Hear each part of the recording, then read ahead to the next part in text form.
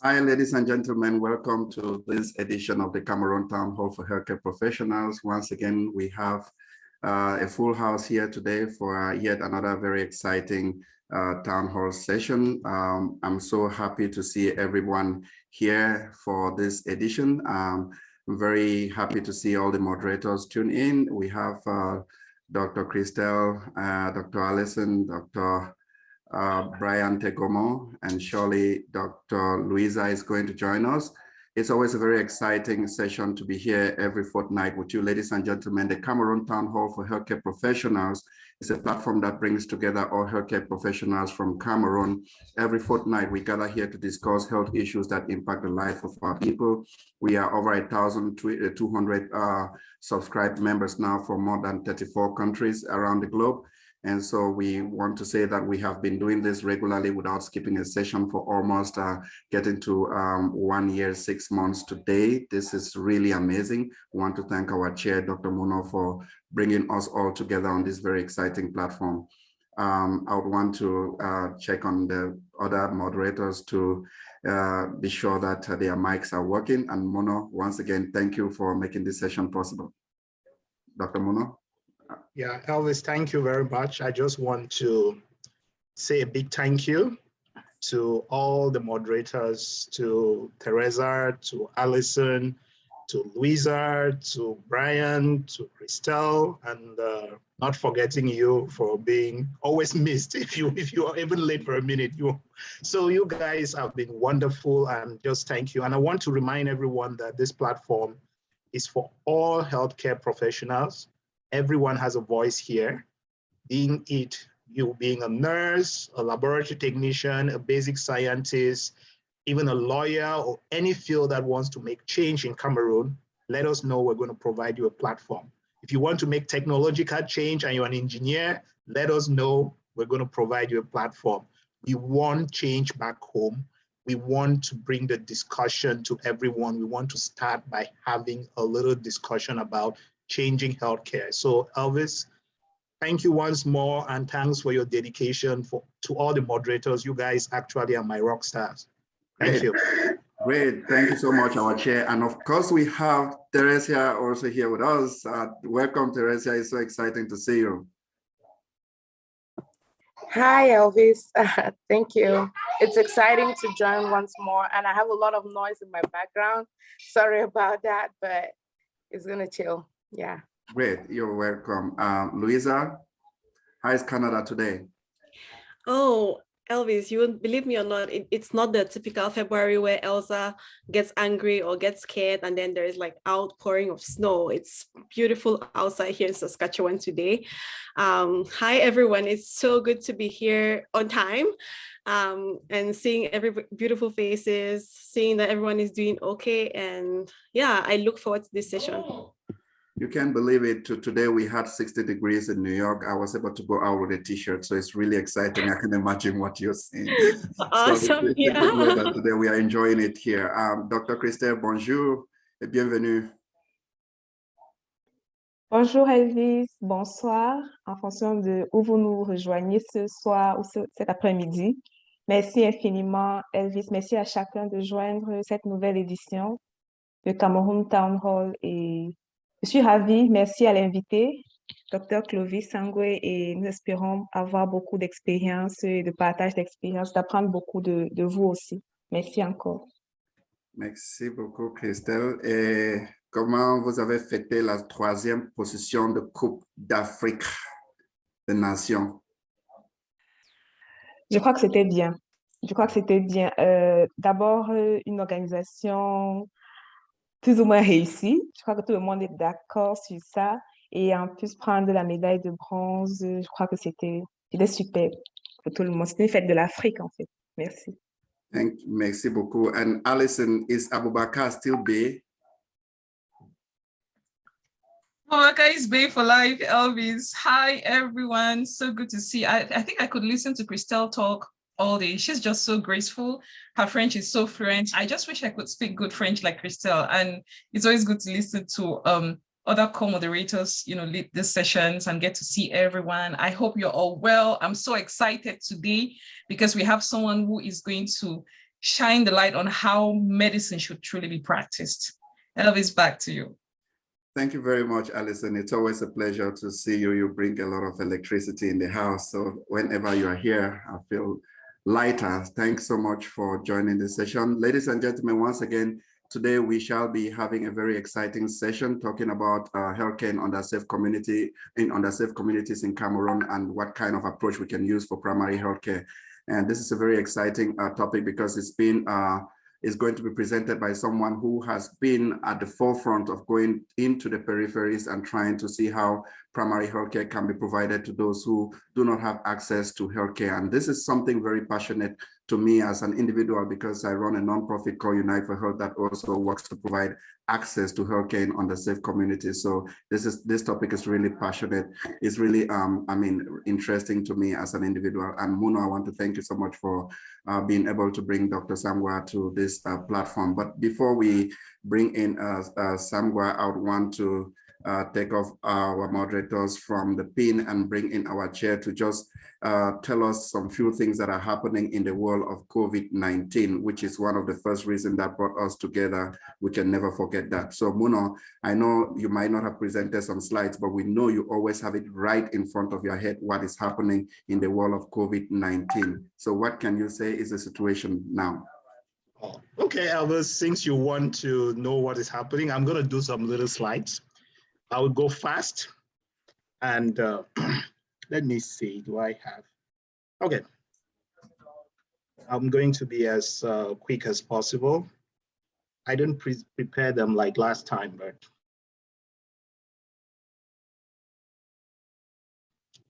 Yeah, so far with COVID-19, as usual, we are trying to see if we can get to the finish line of this disease. It looks like so we need to learn to live with it. Each time we're getting to the finish line, then. So now looking at, there's always three sides to a story.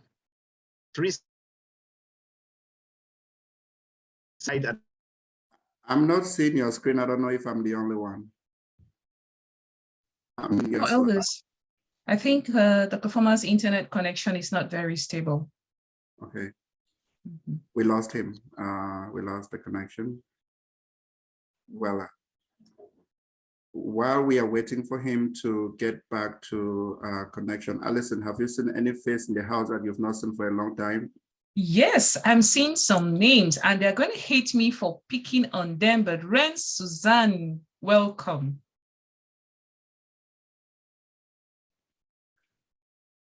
Suzanne Katia?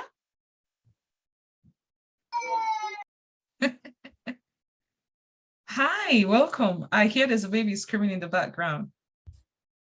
Okay, I think we have Dr. Former who is back. Suzanne, we'll pick on you later, so just get ready for us.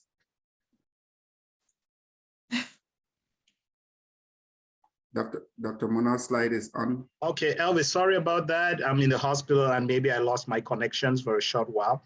As I said, we are still, COVID is still around. And we thought by now it had to be over, but it's still around with us. So we have to deal with it. There are people who have been in the center, those who are in the right, and those who are in the middle. So there's always a middle ground where you can take. I'm one of those who is taking a middle ground. And as we said from the beginning, there are several strategies we can use, but I still think we cannot lock ourselves down anymore. But we can test ourselves out of the pandemic, which we have been doing. We can vaccinate ourselves out of the pandemic. I'll just present some data. We're starting to feel that there is a lot of herd immunity, though it does not prevent you against infection, but it prevents actually against you from getting severe disease. And also knowing that the face mask works, though there is still a lot of debate about this, but it does work. Therapeutics is going to be a year of therapeutics, and also we are going to finally get through this. And as you all know, we need to actually get vaccinated to prevent ourselves from getting sick.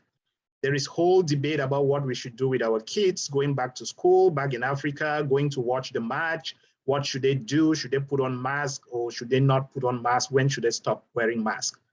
So just knowing that the unvaccinated deserve an answer, not to lie to them. We need to tell them exactly what's happening. We need to tell them that once you get vaccinated, you actually prevent yourself from dying.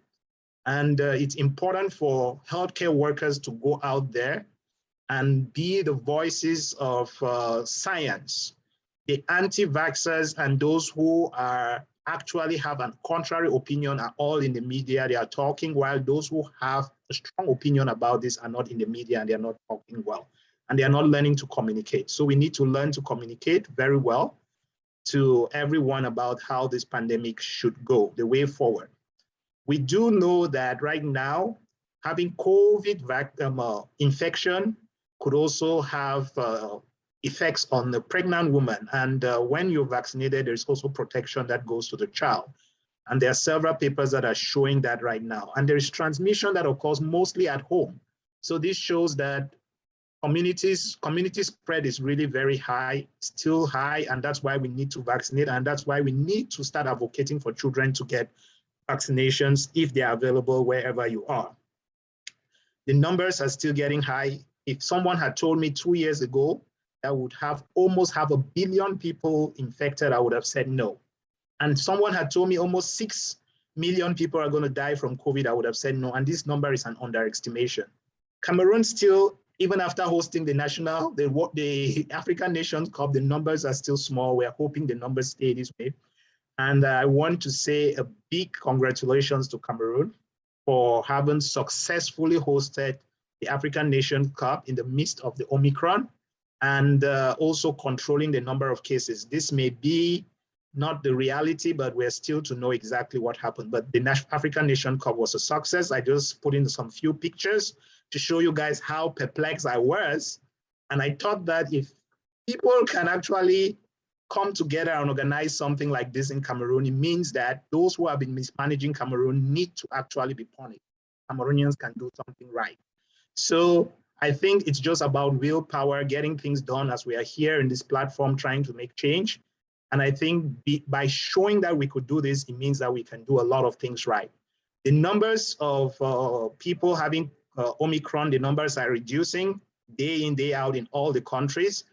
And we're getting to see that in case we have a mutation that is so far away from the vaccine, we may be able to make a mutation-specific vaccine in a short period of time. But the mutation-specific vaccines that were made for Omicron so far have not been very efficacious. And this shows you the timeline, which it has taken to make several different vaccines, and shows you how much technology and engagement can actually lead humans to. Now we know that we have had more than 10 billion shots that have been given. There are a lot of people who think they want to wait for more side effects to be documented. Few vaccines have been given to 10 billion people, or 10 billion shots have been given. We know exactly that 1 out of 1 million people develop a clot, but 1 out of every 100 person who has COVID develops a clot. So this is putting things in perspective. And we do know that low-income countries still do not have vaccines, and we need vaccine equity in getting them to get a vaccine. There is a project of a pan-vaccine, which is going to affect all the variants, and this project is being carried out, and Waterways is running a clinical trial, which is on phase 2. The US military is already doing a clinical trial on this. And it's important for us to know that the vaccines do work. They do reduce mortality. Once those who have been boosted actually have a 90% chance of not dying from COVID. Studies after studies have shown this, and there are multiple studies already published that have shown that getting vaccinated reduces your chances from dying. I'm presently in the hospital. All our ICU beds, the number have drastically reduced in New York. I know you guys may have heard, we opened up everything in New York. We're either doing or not doing. So everything is going to be opened up. Everyone can do what they want, except in the hospitals. But it's important for you to know that those who are in the ICUs are those who have been unvaccinated. Getting a booster actually helps, or those who have had autoimmune problems and were unable to mount an immune response. This just shows you the statistics, really. Those who are, no matter the age group you use, those who are being hospitalized are those who have not been vaccinated on all subgroups that were divided and looking at them. So you get to see the vaccine works in all subgroups. This is a trial that was done in Israel showing you unvaccinated, vaccinated, and boosted. These are several studies in the US just showing you exactly the importance of getting vaccinated. Once you're vaccinated, you can still have it. 50% chance reduces of getting the disease, but it actually reduces your chances of dying from Omicron if you're 65 years and above by 98%. So this really tells you exactly that this works. And it's just about presenting the right data to people and let them make a decision. This has been the most outstanding achievement humans have had, and we are hoping for further achievements when it comes to other pandemics in the future. I don't think this is a last variant, but I hope that we don't get into a position of presenting variants every day. So this is actually a roadmap of what we can do in discoveries going forward on other vaccines for COVID. I think the time frame in the next 90 days, it took Moderna and Pfizer less than that to test their Omicron-specific vaccine, which they're already having results, which shows that the primitive vaccine itself is not different from the Omicron-specific vaccine in prevention. So you can still actually use that. Variants are not stopping anytime soon. We see here that the variants, vaccines and viruses are getting more intelligent. So we don't know the next one is going to be Pi or something. At least we're at Omicron now. So next may be Pi. We may take away Pi because Pi is too common and go for some other thing. But you cannot lock your way out of the pandemic. We know that. So this is really to tell the rest of the world that what they did to South Africa was unjust. South Africa actually strived because of its good technological achievements over the years. I want to applaud South Africa for identifying this. And it shows that Omicron had existed in other countries, even in sewages in the New York City. We can now identify that Omicron had been circulating. So you can now see it's everywhere in the world. It's getting lower. It had a peak and it's reducing. Still, we have a problem of the cold chain in Africa. We're getting donations for Pfizer and Moderna in Africa right now, but how do we store them? That's been a big thing. There's the DREAM vaccine for all variants, which is under clinical trials. We still know that we need to do all of these strategies. In terms of treatment, there have been no changes, but we know that Paxlovid is available in the US, but we want these drugs to be made available in Africa. We need to strive to get equity for medications, for vaccines to everyone. Molnupiravir needs to also be made available. Africans deserve the best also. And we do know that there are several medications that do work now for COVID, and remdesivir, it helps also, especially in patients who are asymptomatic and who is now used for prevention also in certain cases. So multiple trials came out showing that. We do, and we have spoken about dexamethasone, tocilizumab, and baricitinib. Baricitinib is available in Africa, and Eli Lilly actually made a pledge to donate baricitinib to all African countries almost free of charge. So I hope they are keeping that pledge. And we know that some anti-psychiatric drugs are actually good. Fluvoxamine is good, and clinical trials have shown its efficacy. So I would just want to tell you that they are monoclonal antibodies. Right now, we have withdrawn all of them except for one, sotrovimab, which is the one we're using, just because it's specific to Omicron. So Elvis, I just want to say thank you, and that the pills are getting available now in the US, but I hope they get available in Africa. Thank God we are not seeing a whole-blown pandemic in Africa, which is a very good thing. And we think the US donated masks to every home. So please, guys, don't be foolish. You need to put on a mask still if you're going to a public place where, especially where the prevalence is very high. And I don't think anyone should shut down the economy because of this. That's my private take, but wearing a mask is a lesser evil. And if you think it's safe and you're in a safe environment, you can stop doing that.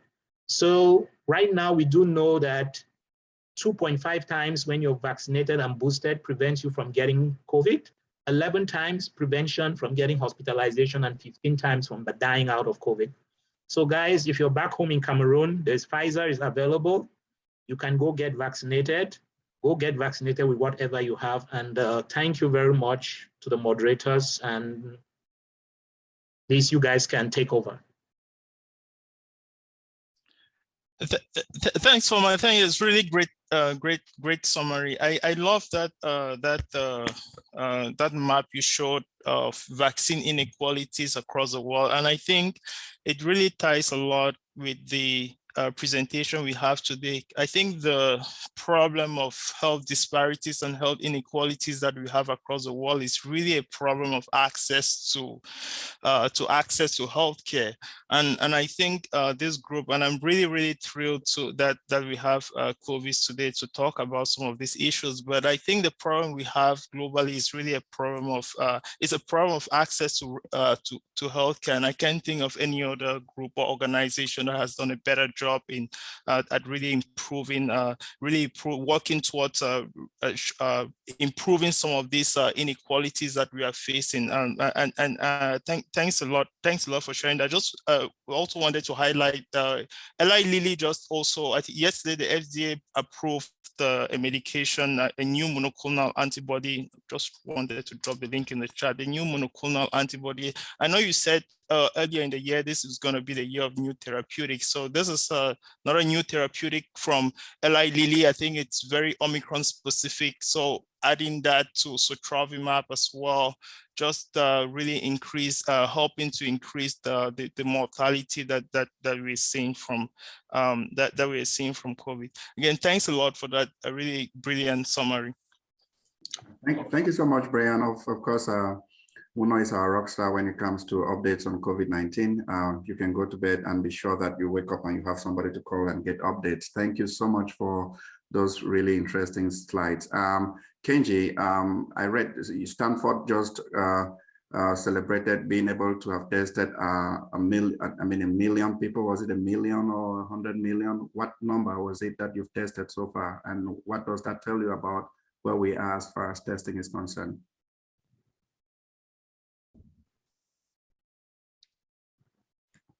Hello, Elvis? Yes. Yeah, since my connection is stopping. Yeah, thank you so much. Yeah, we celebrated 1 million samples, and we don't want to celebrate 2 million, meaning that we want things to end here.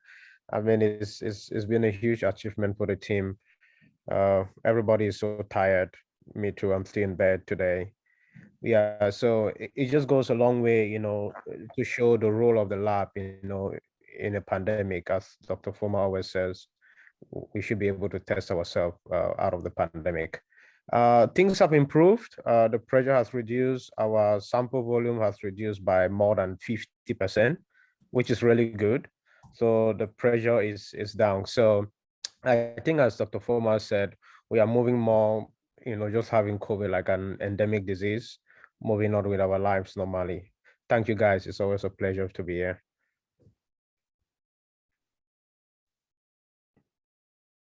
Merci Kenji, merci pour ta contribution et nous sommes ravis de t'avoir aujourd'hui sur cette plateforme.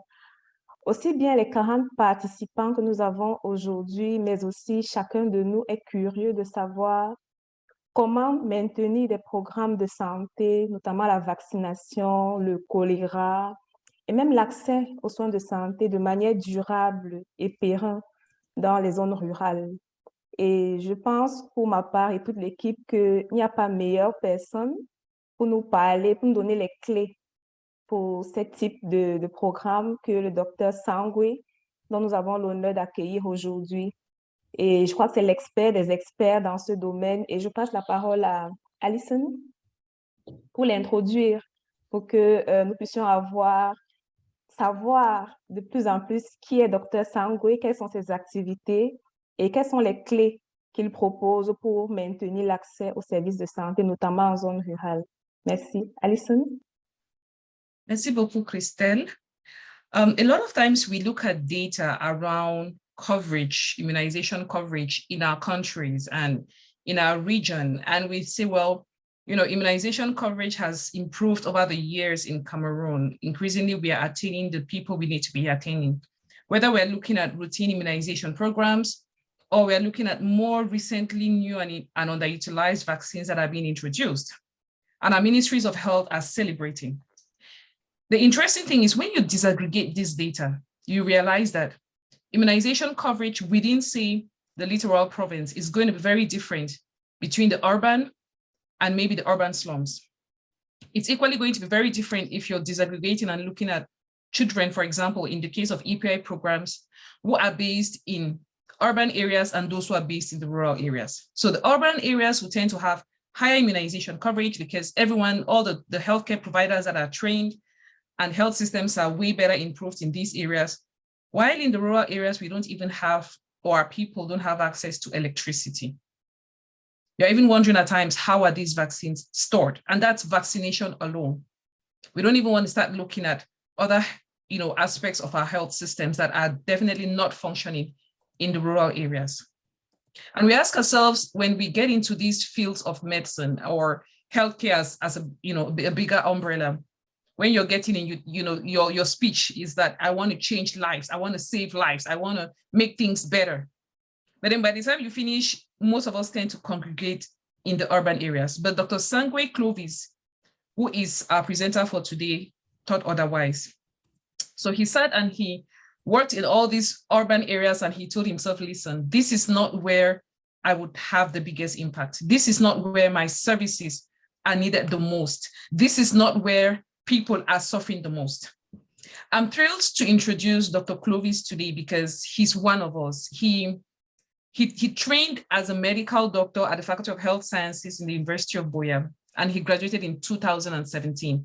So he's relatively young out of medical school, but does this fact that he's young mean it's a stumbling block for him? Absolutely not. He's passionate, he's full of life, and he's truly, truly unstoppable. After his medical training, he went ahead to obtain a Master's of Public Health in International Public Health at the Brown School of Public Health at Hebrew University in Israel, where he graduated in 2001. He also holds a Master of Science in Healthcare Management from the UNICAF University in Lusaka, Zambia. He is currently a doctorate candidate in the International Public Health Program at the Euclid University. So that's it about Dr. Sangwe Clovis's academic path.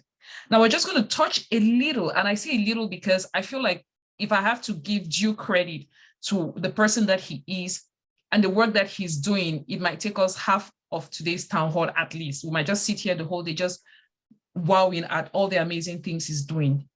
But in terms of his work experience, he has over 4 years of sound hands-on experience in clinical practice in low resource settings and over 7 years of experience in public health programs with excellently executed roles such as medical referent, cholera treatment unit supervisor, Epi-Mini campaign district field supervisor, COVID-19 district medical coordinator, health program coordinators across different health programs. He's also a regional member of the Epidemic Rapid Response and Investigation Team and a field medical doctor under international non-governmental organizations such as the Doctors Without Borders and the Clinton Health Access Initiative and other local non-profit organizations such as the Medics and Rural Doctors. He's also very strongly allied with the Ministry of Public Health. So this kind of gives a sense of what his work experience has looked like so far, and the invaluable input he has brought into trying to improve our health systems. He's a recipient of several awards, and I'm just going to mention 2, like I said, just so we keep time short. He got the 2020 Cameroon 40 Under 40 Achievers Recognition, and he has also received several Presidential Educational Awards of Excellence. As you can see, Dr. Sangwe's work experience spans across both the medical aspect and the public health aspect, and he has worked in highly underserved settings as well as in very highly sourced areas. So he can give us a broad perspective around what's truly happening.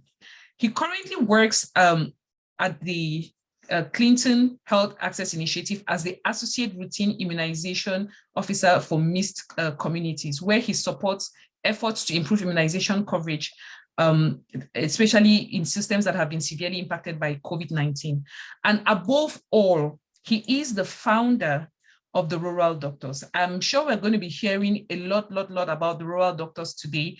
And I do see some of the members of the Rural Doctors team are in the platform with us. Dr. Clovis Sangwe, it's a pleasure to welcome you. We are truly excited, and thank you for honoring our invitation. 70-year-old man. Thank you very much, Alison, for introducing this 70-year-old man. Dr. Cedric, it's your time. You share your slide and we'll confirm to you if we are able to see your slide. if you don't mind. Okay, right away. Thank you.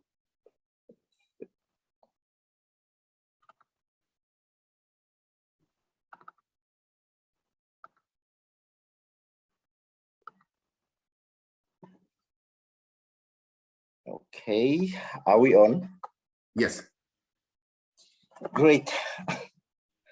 I'm short of words.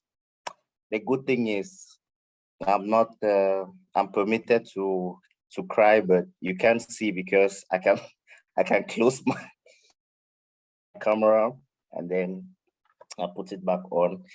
So thank you very much, Dr. Mono, Elvis, Alison, and the team. It's been an amazing journey up till now. Like I told Dr. Mono today, one issue about trying to bring a change is being sure what you're doing is right, and also having people tell you, okay, you're on the right path, and not just telling you the positive things you've done, but giving their own inputs to ameliorate what you're doing. So my hope today is that this presentation that I will make will get us on the same platform with regards to healthcare in these communities. We will have to understand that, yes, they may look like a minority, but it is important for us to work on this community. So I'll my personal experiences as brief as possible, and also generalities around underserved communities and the approaches which I feel it works based on my experiences this far. The approaches will handle from the systemic, and then we come down to the level which most organizations and individuals are attempting to do, like the small projects they do in rural areas and so on, how they can better do it, leverage those key points, best practices that work to have a better outcome. Okay, so let's go. We will talk a little bit about background. I'm aware there are a number of us here that have that are aware of these communities, but there are others that do not have an idea. So we'll try to paint a of what these communities are exactly. I'll also explain a little bit of why we think that it's good to focus on the underserved communities. We'll talk about key systemic issues for improving access. And then we'll talk about the community-oriented primary care approach, which is a very good approach in serving these communities. And then we'll highlight what rural doctors is all about. And lastly, what next? Like after this call, what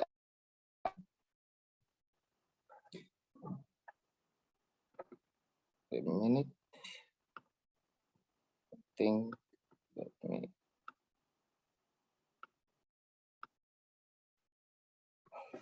Okay. So just a little bit of background, the kind of communities we are looking at. You see, this is not your regular communities. In Cameroon, I think about 42% of people live in rural areas.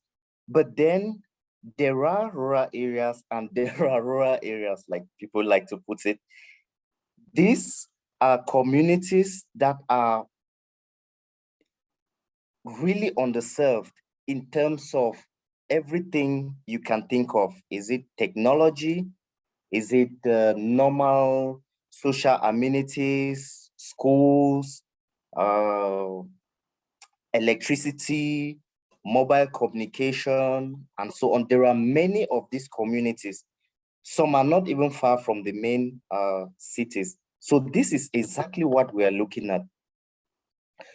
First issue here is inaccessibility. So you have, I will use one example in this presentation so that we can be able to situate ourselves better and have context. It's also important for us to realize that it's difficult to quantify this problem because there is no research work that has been done to factor out or actually quantify communities that exist that have these peculiarities that need this specific kind of support.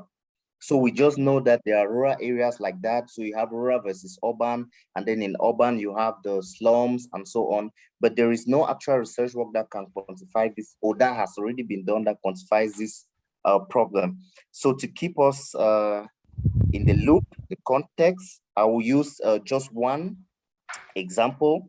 So in Douala 6 subdivision, Douala 6 subdivision has a district called the Manoka Health District, and this is several kilometers from Douala. So to get to this Manoka district, you need to board a boat. If you use the normal transportation boat, it can take you about 2 hours, 30 minutes to get to Manoka. Now, in Manoka, there are about 47 islands and 1 district hospital. There are no health centers. So you have 1 district hospital that is supposed to cover all these 47 islands. To move from Manoka to these other islands, you need a means of transportation. The only commercial boat that exists only leaves from Manoka direct to Douala. And that happens once a day, which means if at 9 a.m. you are not there to pick up the boat, that's it. You only travel the next day. Now, for healthcare providers in this district to reach out to those in the other islands, Cameroon, Tube, and so on and so forth, it means you need to organize an alternative means of transportation. If you want to use like an engine boat, a speedboat or something, it's quite expensive. The fueling and everything, the rental is a lot of money. Especially if you want to tour all the islands, you could be looking at almost 1 million CFA francs. So the cheaper alternative, which is very risky, is to use local fishing boats. So you see a fisherman, he's fishing to this island, you give him something, you augment his fuel, and then he carries you. Their boats are quite dangerous, it's low and so on. So it's risky and it's also very slow. So this is a good example of an underserved community. So you have islands where for people to come to Manoka district, they will need about 2 days. First, they move to Douala, and then before they board a boat now to Manoka. So what happens is the problem of access creates a new culture, which normally shouldn't be there. So they have this difficulty and they attempt to solve it their own way, which some of us from outside, we look at it and we think that is tradition. These people, is their tradition to go to herbalists, is their tradition to give birth at home, and so on. But this is not true. The system has forced them to try to adapt to their environment. Just let's think about it for a minute. Your wife or sister, or even you yourself, you are pregnant and you are in labor at midnight, and you are in let's say Tube or one of the islands, and you need to get to Manoka. What separates Manoka and Tube is a high sea. You have military people surveying over territorial waters and so on and so forth. So you are not permitted to be on that water after 7 p.m. So how do you get to the hospital at that time? Even if you are permitted to, how do you overcome the waves at night? Which boats are you going to use? Are you going to use a fishing boat? If you need a speedboat, you need to order that from Douala, which is very expensive. A fisherman and the wife cannot afford that. So what is the best option? Is to give birth at home. This is just logical. But when we look at it from outside, because we do not have the experience of working with these people, of living their own experience, we just say, no, it is their tradition, it's their culture to give birth at home. This is the way these people are. They are against health, they don't want to listen. when we say go to the hospital, do ANC, they don't want. Truth is, we are the problems. We don't take our time to listen, to understand the exact problem these people are going through. I'm going to cite a couple of examples. Imagine with this COVID-19, you go to Manoka and you are talking about the COVID-19 vaccination. On a serious note, do you really expect people to listen to what you're saying? If you go into a community where there's a problem of malnutrition and so on, and then you are talking about vaccines, who cares about vaccines in this community? What is vaccines in the first place? It sounds so easy to understand what vaccines are for us. We are just objective, the figures, we need this coverage, we need this number of people to receive the vaccines that, you know, we need results, we need to say Cameroon has vaccinated this number. But is that really, what about what the community needs? So in order to succeed, realize that they have problems that are of priority to them. Unless you are able to convince them that you are participating with them to solve those priority problems, any other thing that you bring, even if you create a hospital there, they may not make use of the hospital because they have built a new culture of solving their own problems, using traditional birth attendants, using roadside vendors that buy their drugs from Nigeria and come and sell. It's easier for them. It's working for them. They are dying, but they don't believe it is because they think, well, it's their time, and that's why it's happening. So there is need for extra effort. So this is the kind of community we are looking at. I got some 3 images here just to make a little bit of illustration. The first, the first picture here is well, I don't know whether we should call it a well, but this is a source of water for this family. All right, and this family is living in this community you are seeing in the second picture. So every day there is flood that takes place twice a day, Juna floods. It sweeps right through the entire community and fills these water pits. And the fun is they don't have toilets, so there are no wash facilities in this place. You don't talk about toilets, you don't talk about wash,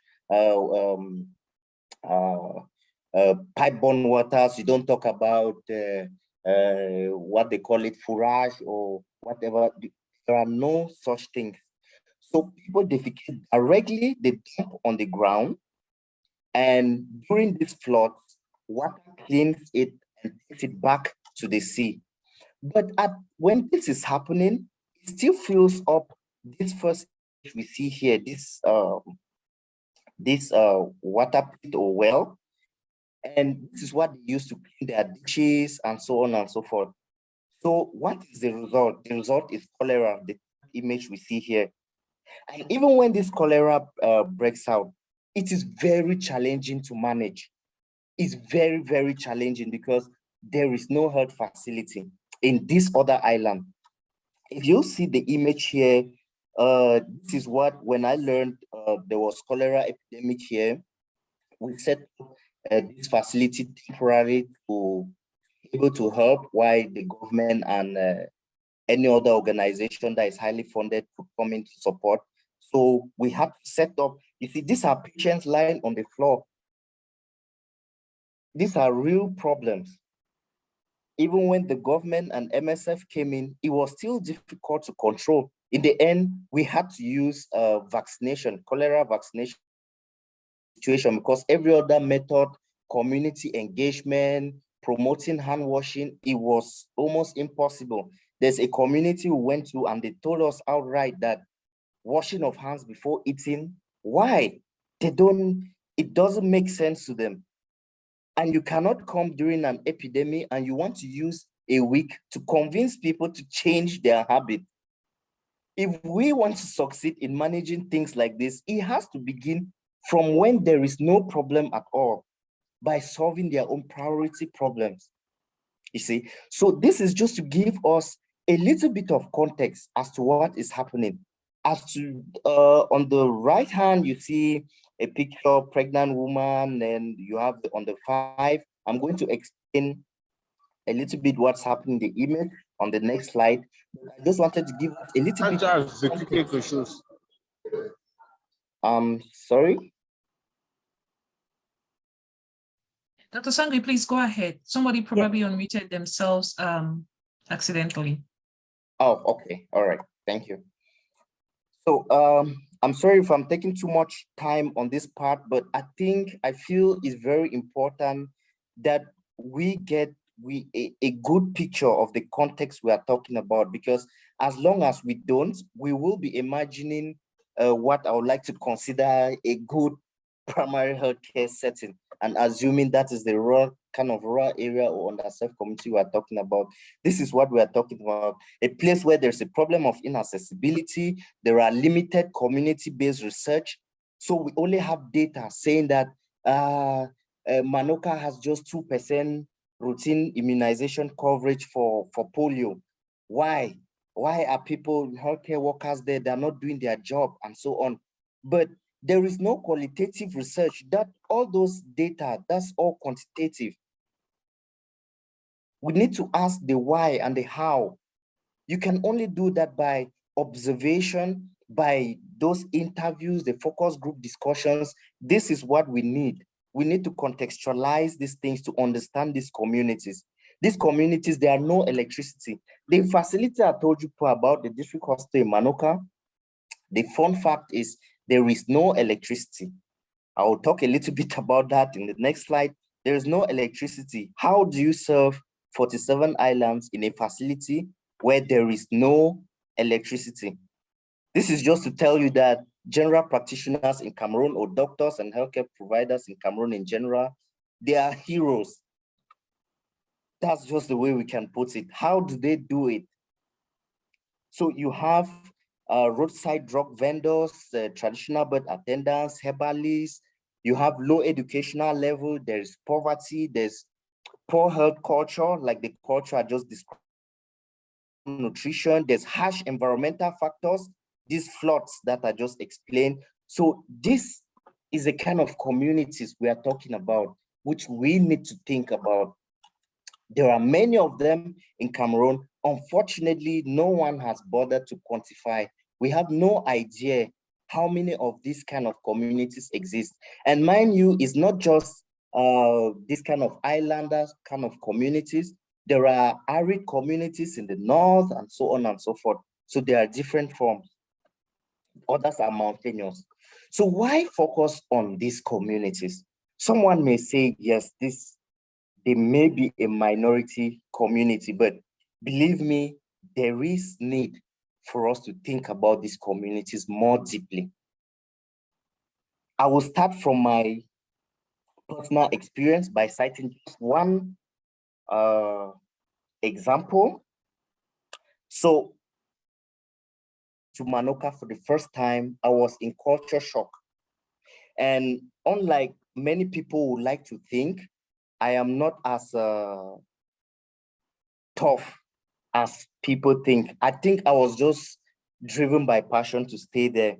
But when I went there the first time, it was just, I was in culture shock. Nothing works. There, no markets. You cannot purchase anything. For you to buy something, you need to send, you put a list, you give to the guys that work with the commercial boat. They go to Douala, they purchase, and they bring it back in the evening. And then sometimes they even forget, and you have to go hungry. So nothing worked in that community. I just did not understand. We had a health facility that seemed to have a lot of equipment. Like, the theater was good. It was at least better than most theaters I've seen. They had ultrasound machine and a couple of other things. I would like to think the hospital infrastructural wise made sense, but lack of electricity spoiled everything. So one of the key experiences that changed my perspective completely was a day I received a pregnant lady. She came in, she was bleeding. She was full term, of course, but she was bleeding heavily.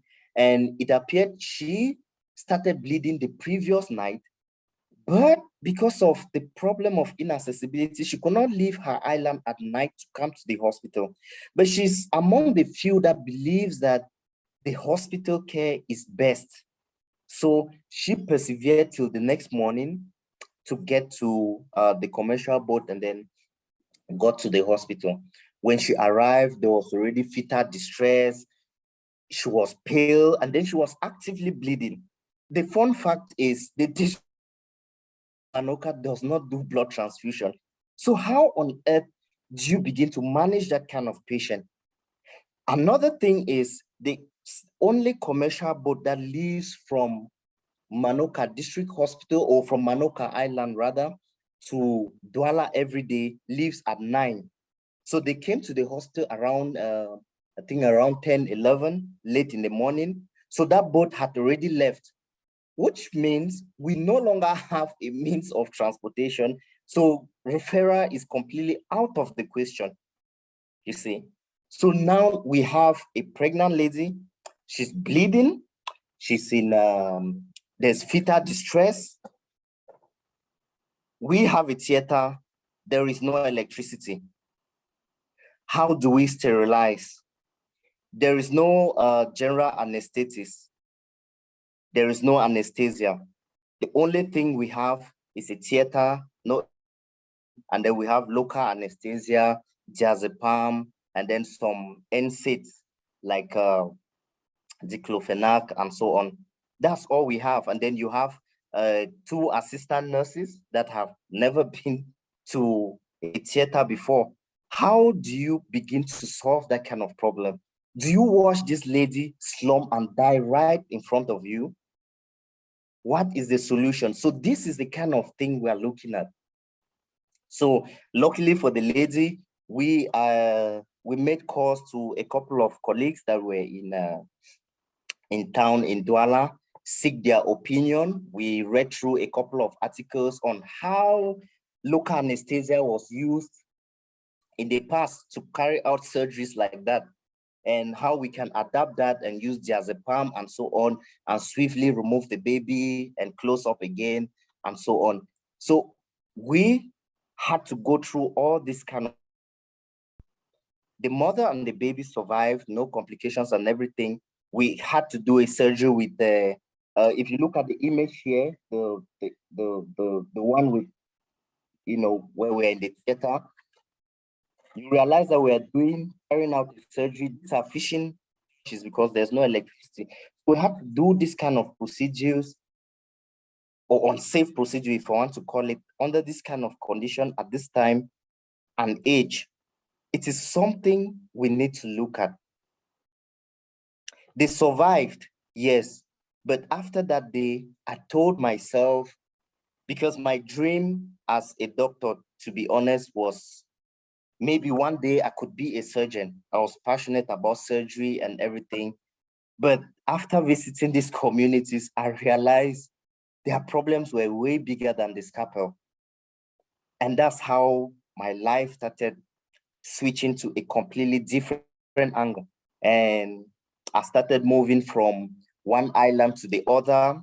You know, luckily the hospital had a portable ultrasound. So I'll get the necessary gels and the films and so on, then the basic blood medications and things, and then move from island to the other, visiting homes. If you see the first image here, doing ANC in the different homes. I'll do the ultrasound. I have an idea when you give birth. I have an idea how the baby is and so on. I counsel you, and I could convince some patients that, okay, you may give birth in about 2 weeks. So please just travel now to Manoka.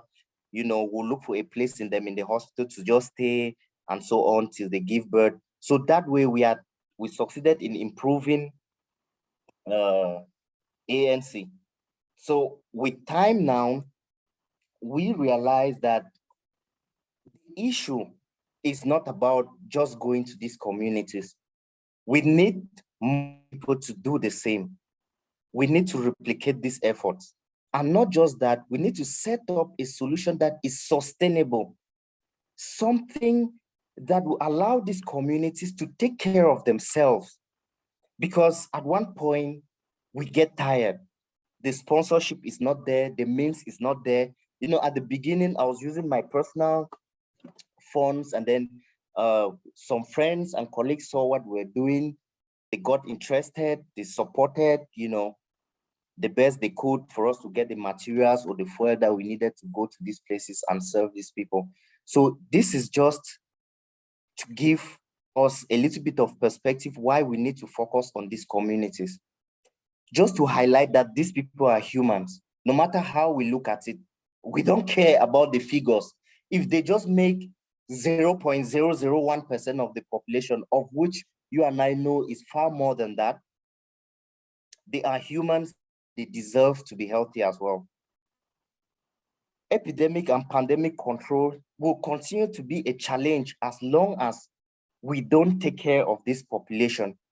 If they don't understand what healthcare is, if they don't understand what health is, and you suddenly appear telling them that they are not taking HPV, human papillomavirus vaccination, they're not taking COVID vaccines, how do you want them to understand? They cannot understand because they have adapted their own way. They are surviving and they don't understand why you're injecting their female children will save them. They don't get it. How many of them die of cervical cancer compared to those that die from malaria? How many pregnant women die on those islands? How many children on the 5 die on those mountainous enclaved communities? So this is the problem. The vertical programs that we bring to these communities don't work. Providers in this district, they do their best, but there is a problem with the way the system was installed. And so it doesn't work. If you find out the HPV coverage in Cameroon is still crazy, it's very important. All of us know that. But in these communities, it will always remain low as long as we don't integrate it into other health services, which are important to them. I don't want to labor much on this issue, but the next issue we should look at is, take for instance, COVID-19. Imagine you have an infection like that maybe starts from town or wherever, but reaches these communities. To eradicate or to control it is a nightmare. So suddenly there will be a niche for new infections. A community like Manoka or Douala 6 subdivision in general, it's a fishing community. So people purchase these guys. So they are always moving to Douala to sell their fish. So whatever infections they bring in, it spreads out. So these communities can serve as a niche for new infections. At this stage, if we are talking about universal health coverage, we must talk about every community. We have to talk about everyone. So this was just to make us understand why we are really passionate and focused on this issue of underserved communities. Now, it is one thing to talk about the problem. It is just another to discuss the solution. I consider this part of the presentation to be very interesting.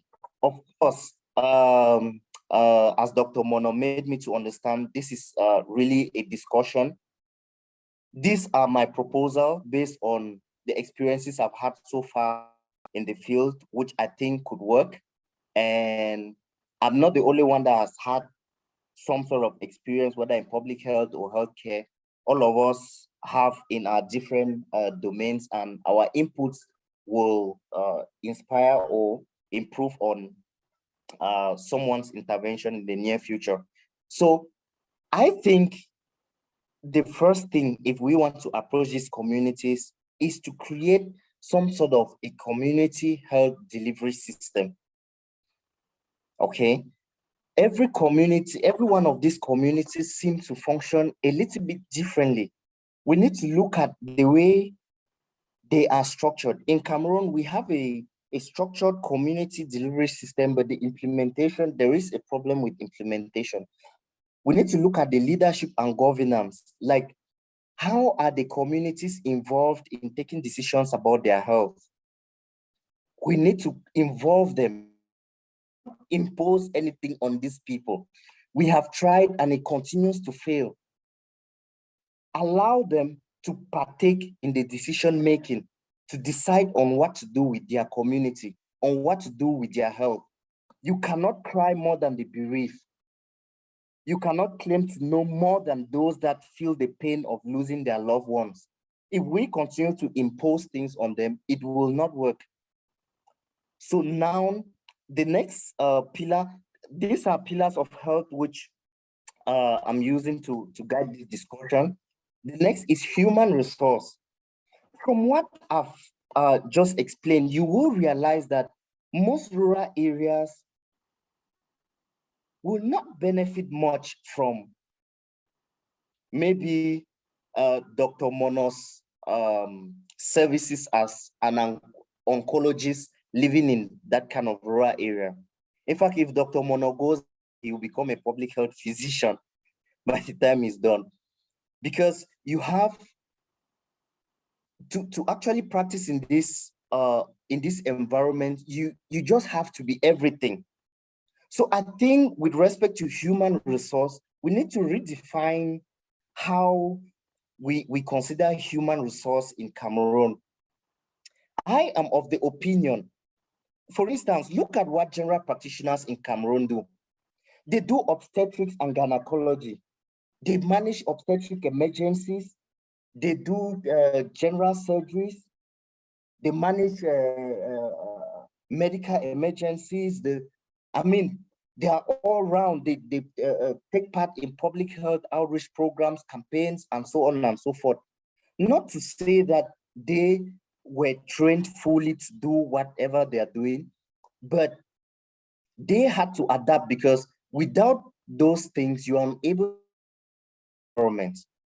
So what I propose is a specialty that has to do with remote and rural medicine. Okay, I think I saw something like that. I think Australia, yeah, where after your general practice, you have 1-2 years of experience, you go into specialize in remote and rural medicine, in which you are taught a little bit of obstetric emergencies, and then internal medicine, pediatrics, and so on, just so that you are able to take care of your patients sufficiently, like what the general practitioners in Cameroon are doing, and you are able to refer when need be to the different specialists. So I think if everyone in Cameroon becomes a surgeon or an internist working in big cities and so on, we keep on depleting these rural areas of people. Imagine a general practitioner for 5 years, all those wealth of experience in serving those people. Suddenly they leave for specialization, and then they disappear, and they're living in town areas to be served again by those that are just leaving from school. This is something we really need to reconsider. We need to think a little bit more about our human resources. The other aspect of human resource is community health workers that live in these communities need to be paid. There is nothing we can do in these rural communities without the help of community health workers. I can agree that community health workers in maybe cities and urban settings should not be paid.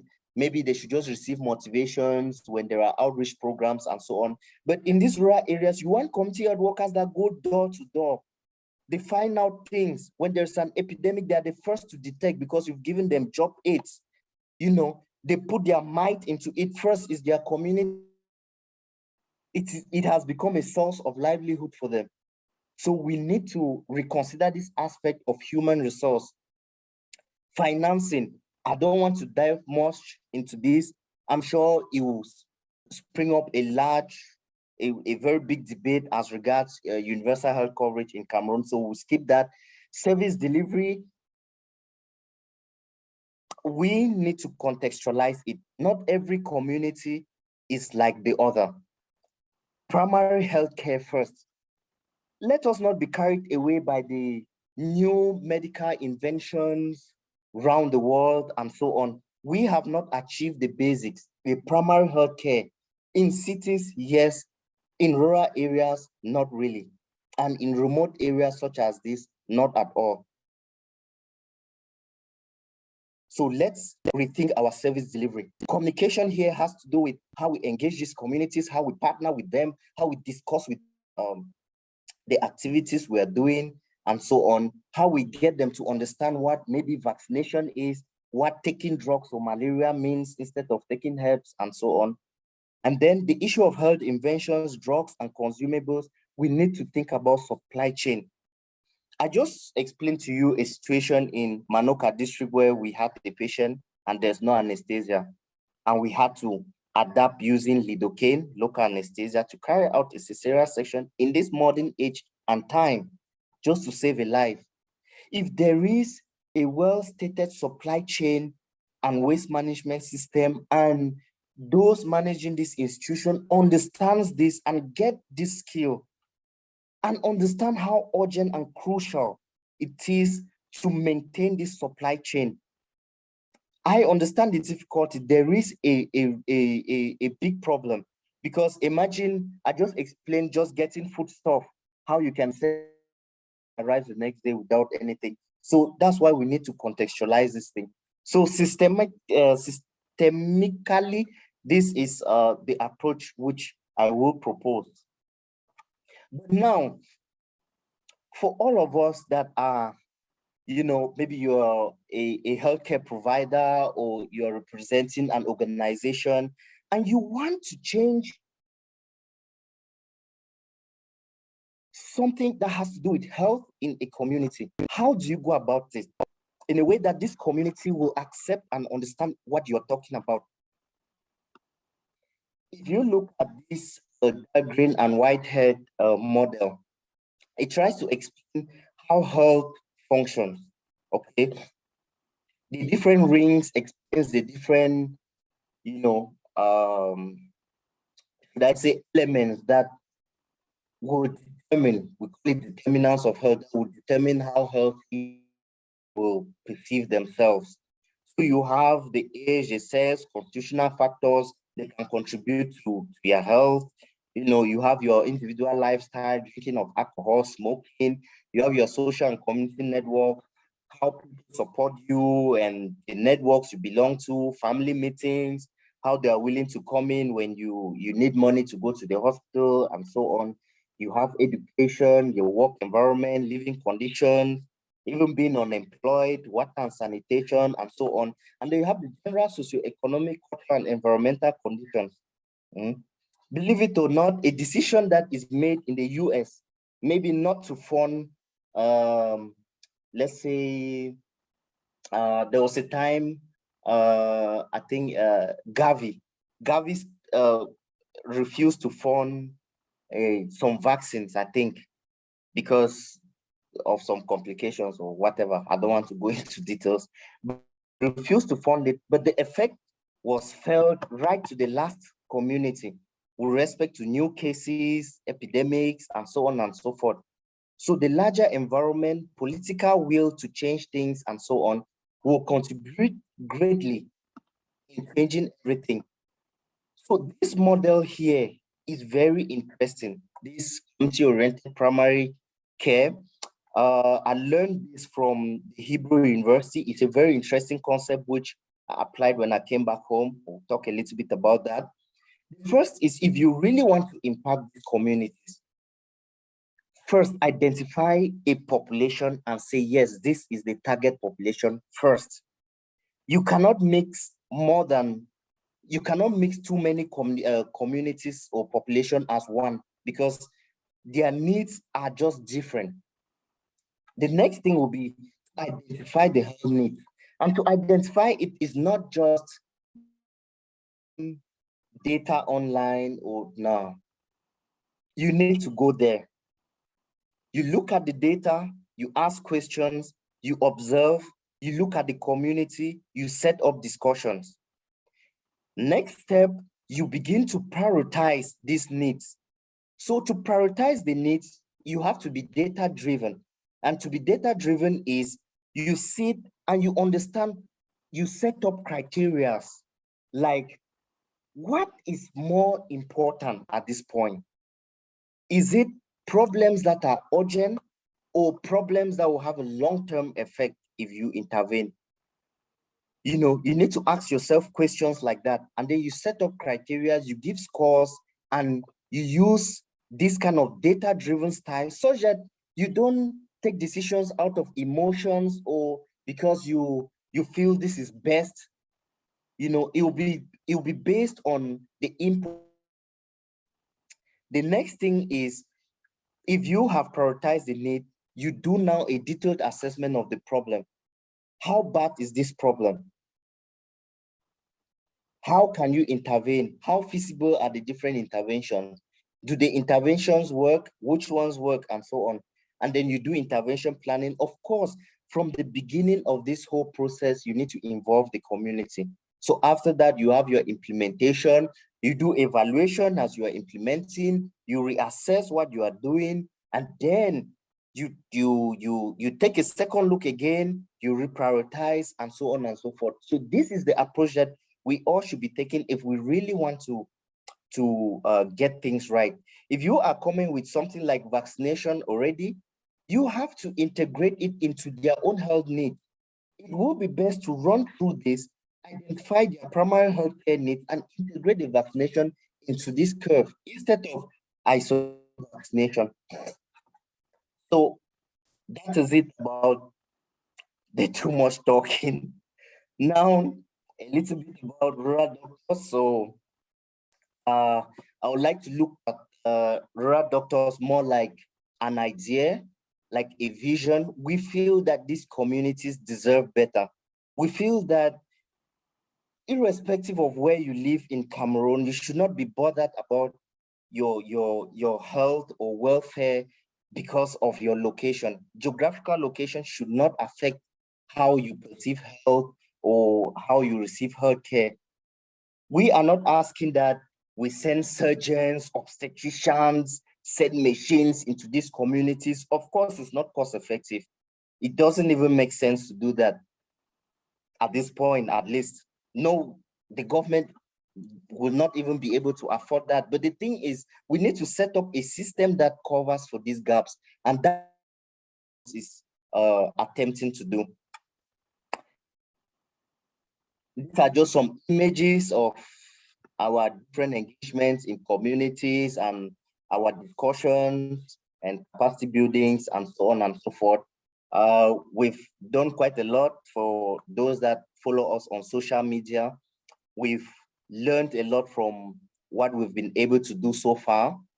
And what we are currently doing now is even more interesting, which is what I want to share at the moment. But before I share that, I just want to highlight some key best practices that we as an organization always take into consideration in whatever we're doing.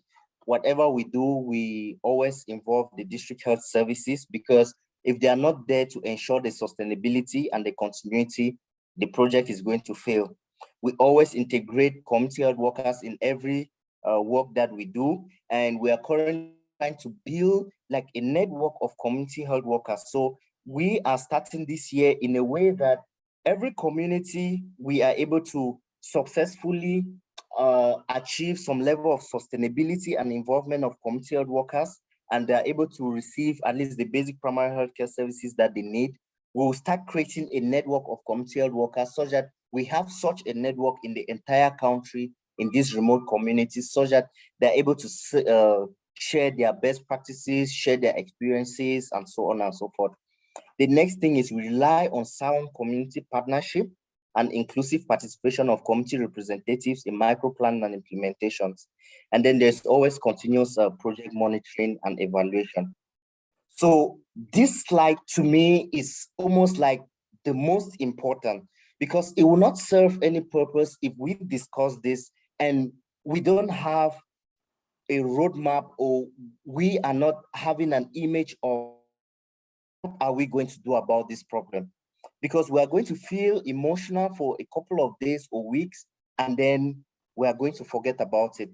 So currently, Rural Doctors is running in Manoka. We selected a few islands, and we are implementing a project there sponsored by the French Embassy in Cameroon. It has to do with using community health workers as a pivotal point to collaborate with surrounding health facilities to offer primary health care services to these remote communities where there are no health facilities. So we are currently running an operational research, but the operational research is sponsored by PS Foundation through my former university, that's the Brown School of Public Health and Community Medicine at the Hebrew University. So the alumni helped me to funding to carry out this operational research because we want to prove that the approach we are using can work in our setting. Others have done it in other settings and it's working. So if we are able to do that, the next step is to scale up what we have been doing so far into other remote communities. The third, we want to train. This is very interesting. I started discussing this with Dr. Mono. We think that one of the ways to change things is to empower people to think the way we are thinking. And not just that, to have the flexibility of getting it right every time they want to bring up interventions and so on. So what we have been doing so far, we started with, normal social media advocacy. What I do is I try to make practice in remote communities to look spicy, nice, classy, like if you are practicing in this remote community, beautiful thing. So that is a step ahead because we've been able to convince people that it's a good thing to serve these people. But now the next step is to empower them to be able to do it right. So we intend to set up a project in which there will be a theoretical section and there will be a practical section. The theoretical part, we teach them a little bit more about the community-oriented primary healthcare approach. We teach them how to develop projects such as this and implement good health programs in these remote communities. And then you have a practical session in which we send them to typical remote communities. They spend about 2 weeks in these communities. They look at their health needs and they design a good project proposal. And then they send it to us almost like a grant proposal. And then we lobby for funds and we give them this funding they applied for. For those that present a good project, we give them the implement this project. This is going to not just help them to theoretically understand how this works, but also practically to be able to implement this. So in this particular domain, undoubtedly, I'll need the input of as many people as possible on how we can make this work, on how we can make this practical. And then the last thing is to continuously advocate for prioritization of underserved communities based on the factors I had enumerated at the level of changing the different systems to reach, like talking about financing, talking about specialists in these communities with remote and rural medicine, talking about paying community health workers and so on. All these need advocacy. And there are some level of advocacy which rural doctors is not involved in. So it could inspire someone to take a second look, see if they carry that out. Okay, been a lot of talk, and apologies if I took quite long. When you are talking about something you are passionate about, sometimes it's very difficult to stop. So thank you very much for your time. Thank you. You can stop sharing.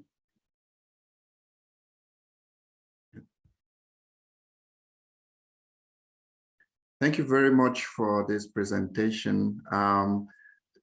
Therese, you want to give a vote of thanks? Yes. Thank you very much for this presentation, Dr. Sangwe. This was very emotional. At some point, a lot of people had to get off their cameras and shed a little bit of tears. And this was very, very emotional. I don't even know what to say.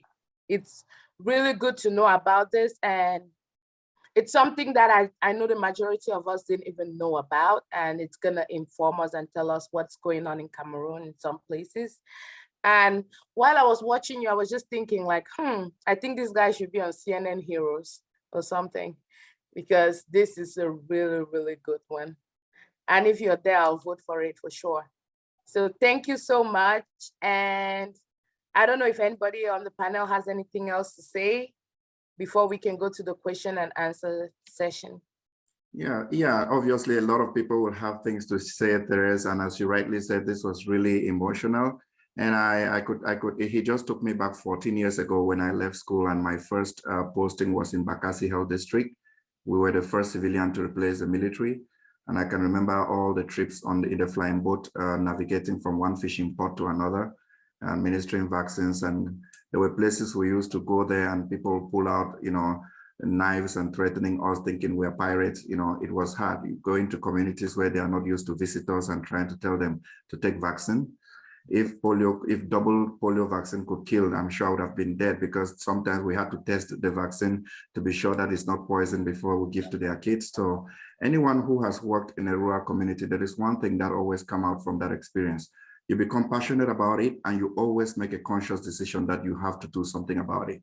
And for me, that was the birth of Unite for Health Foundation. So Cedric, as Dr. Sangwe, you are doing an amazing job, and everyone in this town hall is proud of you. And I think, like Therese said, you are surely an eligible candidate for CNN Heroes. And of course, when the time comes, you will not even know who will nominate you. Just keep doing the work. And of course, Therese, I pass it back to you for the Q&A. Okay, thank you so much, Elvis. We're gonna start with Judwin. She has a question. Judwin. Thank you very much. Can you hear me? Yes, we can hear you. Awesome. Sorry, I was just using headsets. I wanted to check. Oh my God, that presentation was awesome. It was so amazing. Like, I work in England, and I'm very defensive of any doctor who works in Cameroon, like in the community of doctors, of Cameroonian doctors in the UK. I'm very defensive of doctors who have never worked, of doctors who work in Cameroon, because I know that it's very challenging to work in those settings. So kudos, and like I said, you deserve, Dr. Sango and your peers and everybody. I think you deserve a round of applause. You deserve a standing ovation. I think you mentioned really important points about community involvement. I'll give the example of the UK, for example. The UK system is really based on a lot of community involvement. So you think that, oh, UK sounds like a bit of a rich country, blah, blah. No, it's not like the US. Here we rely a lot on the midwives, a lot on the health visitors. Children will not, so it's difficult to get access to the pediatrician and even to the obstetricians. Not every pregnant woman gets to see an obstetrician unless you're deemed high risk in your pregnancy, for example. They're all managed by the midwives. Things like preeclampsia are picked up in the community, for example. Malnutrition is picked up in the community by the health visitors. So we really need, for a system that is resource poor, which the UK is, it's difficult to explain, but I think about Cameroon as well, having those community components is really, really important. And you've mentioned, there were a few discussions in the chat section about people are asking, but in the past we used to do santé communautaire, where we do all of that. What I want to say is that not a doctor cannot be everything. You cannot be a pediatrician, a surgeon, a public health person. It's very difficult. Unfortunately, we can only do so much, and the government needs to play its part. We have these community settings, setups in place. Theoretically, it's more about now the implementation, as Doc has said. And my question to you is do you have any suggestions on how better we can improve this community component in such a way that the doctor is not the only reliant person? How can we empower this community such that when a doctor goes there and does a great job and you leave, there's a continuity rather than everything just going to shambles and then having to start all over?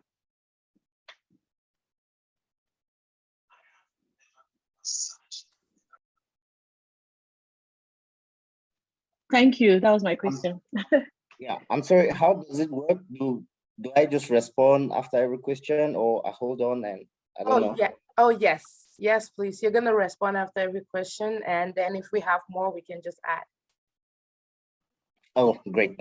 Thank you. So thank you for the kind words and the question. What I think is this: for anything to be sustainable, there must be a system that works. As long as the system does not work, no matter how much effort you put in place, the moment you leave, it crashes. This is for sure. So you can run a good program and you have people offering primary healthcare services, you're doing a good job, the surgeries, attending to patients. But the moment you leave, if your predecessors don't fit into a working system, if they have to rely on their own ideas, going to fail. So like you just mentioned, the government has a clear path for primary healthcare service and community health delivery that works. The problem is the implementation. So for every district, if we go to every district and every maybe district medical officer takes a decision that, okay, at the level of every health area, the village health committee, I think the French, the way we call it is called COGE, you know, that it must function, meaning they have their monthly meetings and so on, the community, you know, talking about their health, how they can assess health and things like that. They are well represented, with the secretary being the chief of the health area. And then at the level of the district, yeah, someone just wrote Comité de Gestion, yes. And at the level of the district, there is COSADI, and the head of COSADI is the secretary, is the, I think is the TMO.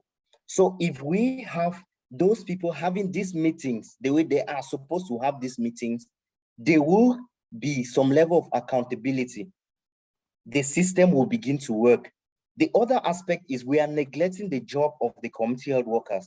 Without these people, it's very difficult. A doctor, the moment you are moving into this community, the hospital is empty. So you need these community health workers to help you. And for us to get them, I think they should be paid. They deserve to be paid. If they are paid, no matter how small, it's going to keep them engaged. And I think the government and many other institutions have come to agree that community health workers are pivotal when you want to, they are very crucial when you want to talk about a community health delivery system. So the only thing is just to enforce what is already there in the text. And we have a system that is working already. A different medical doctor coming in will not need to change or create anything. They will just need to move in and continue with what is already in place. So our duty as those that, let's use the word enlightened in quotes, that if we have this information and we are working in settings like this, is to attempt to implement what should be done originally. Then we'll see how it works from there. Thank you so much, Dr. Sangwe. Thank you. Thank you for answering that question. Also, I forgot to say that once you're being called to like ask a question, please introduce yourself, tell us where you're coming from, and then we go from there. Our next question is gonna be from Dr. Muno. Okay, let me unmute myself. I just want to, they are not really questions, they're more of, I want to applaud you for what you're doing. I rarely have tears in my eyes. I did really kind of cry when you talked about the pregnant lady, because it's not something that has stopped happening in Cameroon. That's why I didn't shed tears because she came there. I just shed tears because it has not stopped happening in Cameroon, in other African countries. So I think I hope your vision doesn't stay only in Cameroon, it moves out of Cameroon, and you drive a lot of royal doctors and nurses throughout Africa, and even moving them to South America and other areas. I think your concept can really go across the world. And it even happens here too in the US. So it's not something, we do have family doctors, as you were talking about, a system, but we do have community engagement in a lot of countries. So I want to first of all applaud you for doing what you're doing, for seeing an opportunity. I, for one, I will tell you a story. I worked when I was posted out of medical school, not that I did not know rural areas or core. While I was in med school, I did a medical campaign when I was a general organizer. We went to just few steps away from Limbe, meaning few steps away from Limbe, 30 minutes from Kamseka Bimbi. I'm going to describe to you my opinion. All the pictures you show is the same. There are several islands there, almost about 100 of them. There is Boko 1, Boko 2. My friends who could log on, they will tell you the same thing. Once you get there, all the crabs come out. No toilets, no potable water. But the funniest thing is that no Cameroonians, all are Nigerians who migrated. Then you can understand the Bakassi problem better, who are living in Cameroonian land. The only person there who is a Cameroonian is a pastor. And they have the same problems. That's the first places where cholera occurs. Those are the first places. Infant mortality is extremely high. Maternal mortality is super high. You cannot even imagine how they were going to leave there and come to the district hospital in Limbe, how they would go through the tides. So what you're describing, really, if Elvis wants to say his experience, is going to be the same thing, just that we are neglecting these communities. And you can say that even my second posting in med, when I finished now, that was med school, my second posting was in Bamenda, just some few meters away from the regional hospital in Mancon, but there was no water in the hospital. There was no water in the district hospital where I went to. There was a maternity which was well equipped, a theater without water, no potable water. There was all of these problems that you are defining one way or the other, but they are problems that we get every day. And the community actually is supposed to drive solutions to their problems, which I applaud you for what you're doing. Now, my question is just one thing. How do you bring up such a change and make it sustainable? Meaning what? How do you make such a mission, a vision, in such a way that when you leave, let's say Clovis leaves in the next 5 years, he's head of WHO, he has forgotten about rural doctors, and rural doctors will be able to stand by itself, be sustainable, or your projects themselves could actually be sustainable by themselves. Because we have noticed, one thing I love with your approach, as I will tell you, is that you're using the community medicine approach, where the people are defining what their problems are, and you're not coming and putting problems on them and actually providing solutions to them. There was a research we did back in the extreme north, which I'm going to share for a second, just because it's interesting, where women in the extreme north, WHO came and dug wells in Garoua, in Cameroon, because they researched all the communities, they felt that they lacked water. So they dug wells in every community. And they thought they had solved the problems of the people. They came back 5 years. When we came back 5 years to evaluate the project, we realized that all those wells were destroyed. That was one of my evaluations that I did when I was back in my public health. We discovered all those wells were destroyed. We did a qualitative analysis, which is what you're calling for. What did we realize when we started having town hall meetings with these communities? We realized that the women destroyed those wells at night. And why did the women destroy the wells at night? These were Muslim communities where women do not have the chance to leave and go out and do other things, discuss their marital problems with their friends, have different boyfriends out of their weddings. Girls met boys when they were going to carry water. So by creating wells, young girls could no longer leave the house and go and carry water. Women who had no children could not cheat with their boyfriends to have children when their men were incompetent. I'm just saying this is really true. And so in less than 5 years, all those wells were destroyed, not because they did not need water, because the wells caused them more problems than solutions. So they wanted to go for an hour to go carry water. So they'll get up at 5 a.m., go carry water.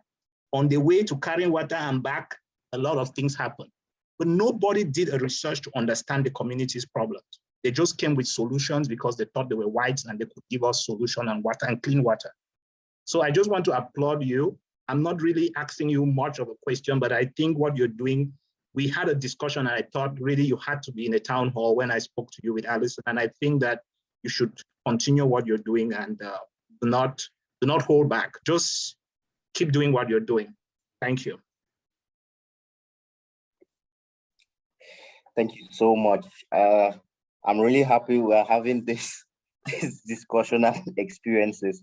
So with respect to sustainability, yes, you see, for me to grow even more in skills, I needed to embed myself with other international organizations. It's the only way I can improve myself as an individual. And that's why currently I'm working with Clinton Health Access Initiative. And still, it is about remote communities, mixed communities. So my job is to work with the organization to support EPI to design approaches on how to get improved vaccination in communities such as this. But now, with respect to rural doctors, we don't want the vision to die out because I founded it and then I'm out, or I'm in another organization or whatever. No, I like to call it a legion, meaning a group of army or people working towards one vision. It is no longer about, it was about me struggling in my own little way to serve, but it is now bigger than myself. So currently, we have an office in Boya, and there are staffs doing it, and I participate more at the level of strategic planning and so on, following up to review the strategies they are putting on. I reduce the number of times I go, so I encourage them to go to the field instead. So I no longer go to the field. Then I also train public health guys, especially those that are just from school. There's a first batch, there are about 4 or 5 of them, on grant writing, project development, and so on. All this is to ensure that as people come and go, the vision still stays. So whether I'm leaving or not, or whether any other person is leaving, it shouldn't change what we are working towards. So we have a full-blown structure. There are professionals, there is even a human resource person, and so on and so forth. There's a full-blown structure taking care of that. It's no longer about maybe Sangwe, trying to reach out to these communities. It's now about a group of persons. And it's not just healthcare providers. We now have journalists that are part of us, because we think that we are not telling these stories right. Probably these journalists will help us tell the story better. So they are now part of the team, and we are looking to involve even more and more people, depending on what we think they can offer to the vision. But this is a vision. It is just more than an organization. And yes, we are looking at expanding, not just, I consider Cameroon to be a pilot. We want to learn from Cameroon, our experiences, and we expand sub-Saharan Africa and so on. So yeah, this platform and the question. Thank you, Dr. Sangwe. I'm gonna ask for us to be brief with our questions so we can keep up with time. And so I'm gonna call on Dr. Bill Wingo for his next. Yes, thank you. Thank you very much. Dr. Sangwe Clovis, congratulations. First of all, for having the courage to brave the odds of the rural areas.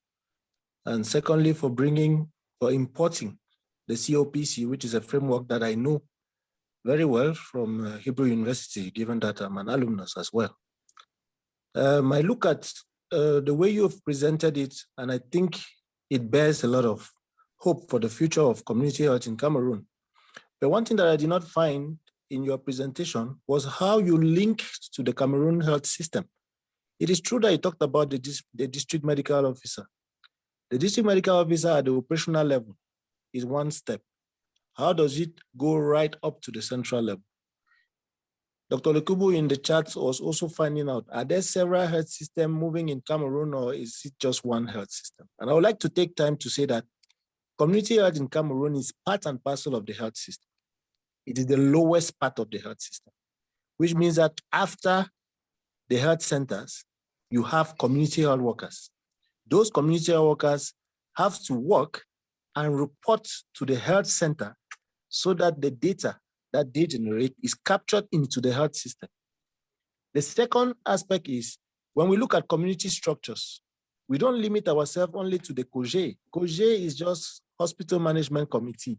But if you want to really be in the community, we need to start talking of the health area health committees, the district health area, the district health committees.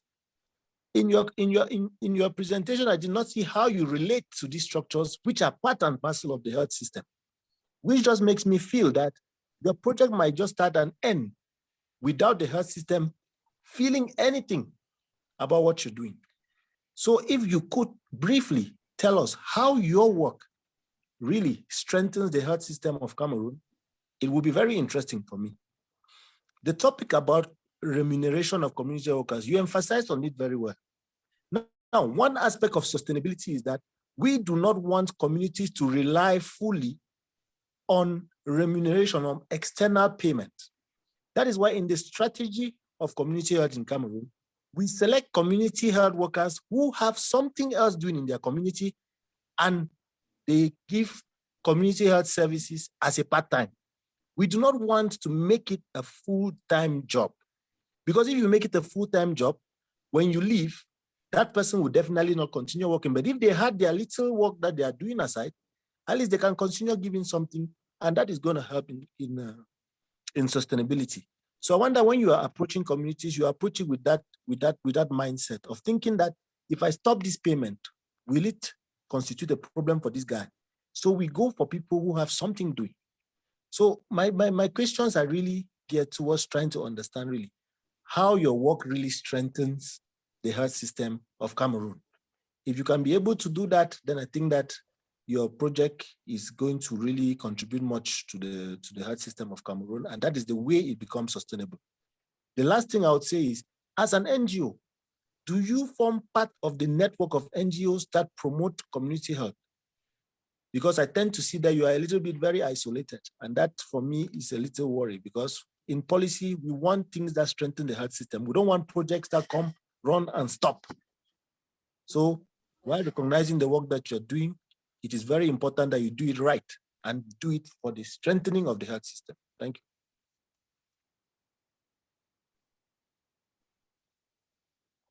you. Okay, thank you very much. I would take most of what you've mentioned as more like recommendations. But if I want to chip in something, is the fact that we interact with the entire system as a whole, ending mostly at the district level. This is why when you talk about engaging and changing policies or improving things at central level, these are very expensive projects. It's very expensive. If you want to just talk about, let me say you have a draft and you want to present it for those that are concerned to review, that's almost 10 million CFA francs to do that. So I think there are different institutions that have different roles to play. We as rural doctors do all those things at the same time. There are different organizations doing different things, and we are leveraging on already existing systems. We are not creating anything new to improve on what we're doing.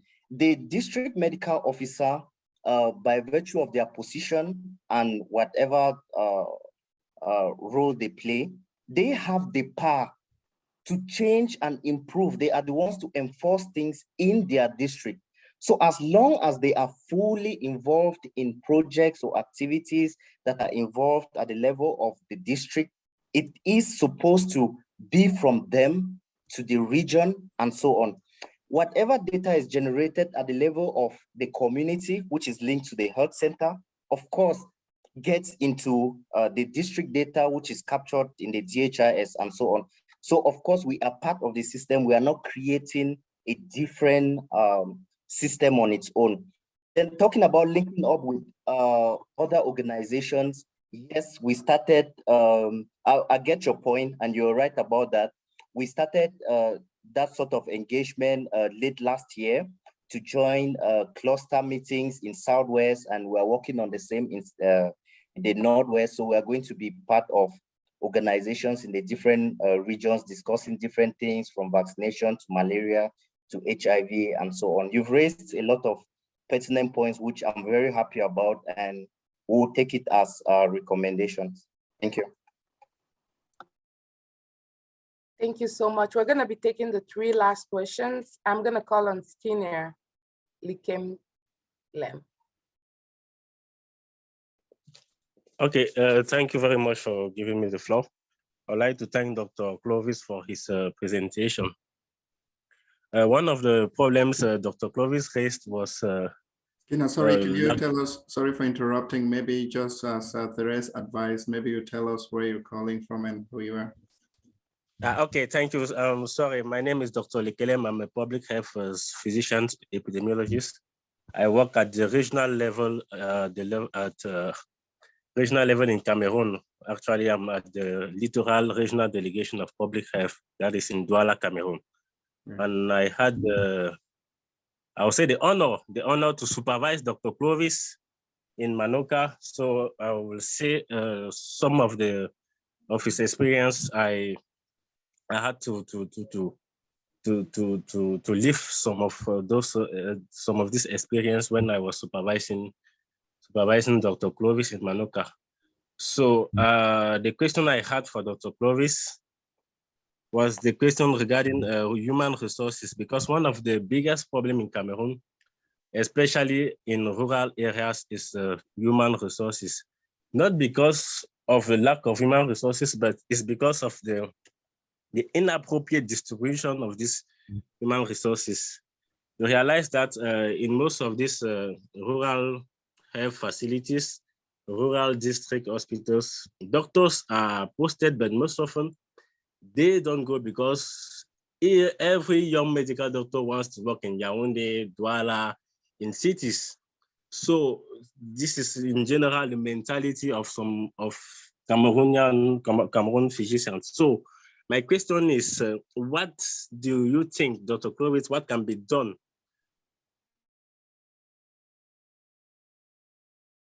in rural areas? Because I don't know what was your feeling when you were posted in Manoka for the first time. Were you really happy to be posted there? So what can be done to motivate all these doctors to work? It's not only Manoka. I will cite some other regions like in Dom, Gambe, Yabasi, where you have one physician for a very large population. Not because you have one physician present, but when you go to administrative data, you find out that there are about 5 or even 6 doctors who are supposed to be there. So what can be done to solve this type of problem? Thank you. Cedric, I mean, Sangwe, I keep calling you Cedric. Before you answer, when I was posted 14 years ago in Bakassi, I had just joined politics. I thought it was sanctioned. How did you feel when you were posted?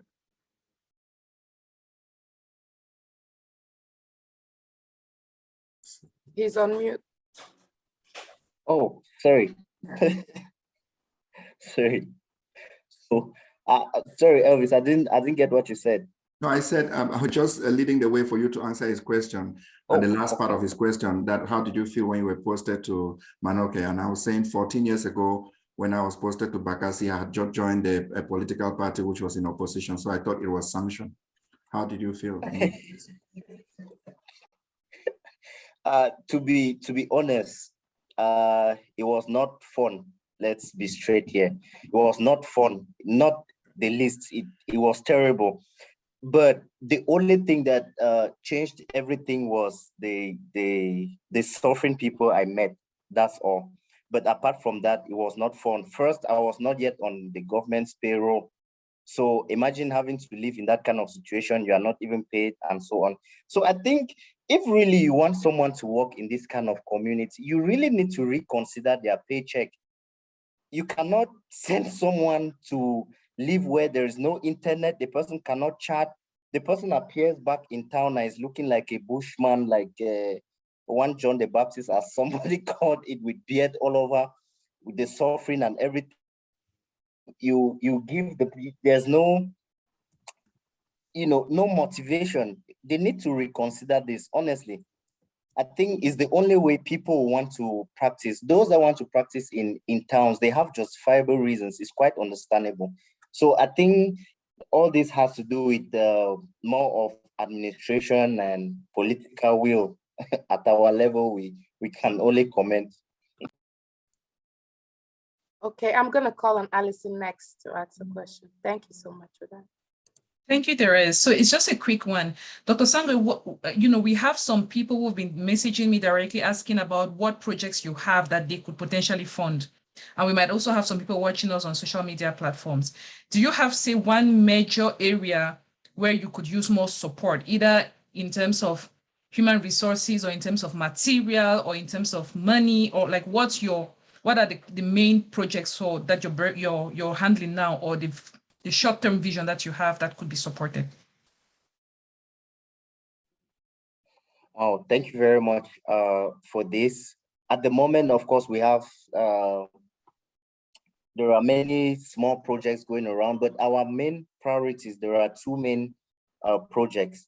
The first is to support communities like this that lack facilities, health facilities that are remote, to be able to have their own health system going on, their own community health system going on. So we want to enhance it.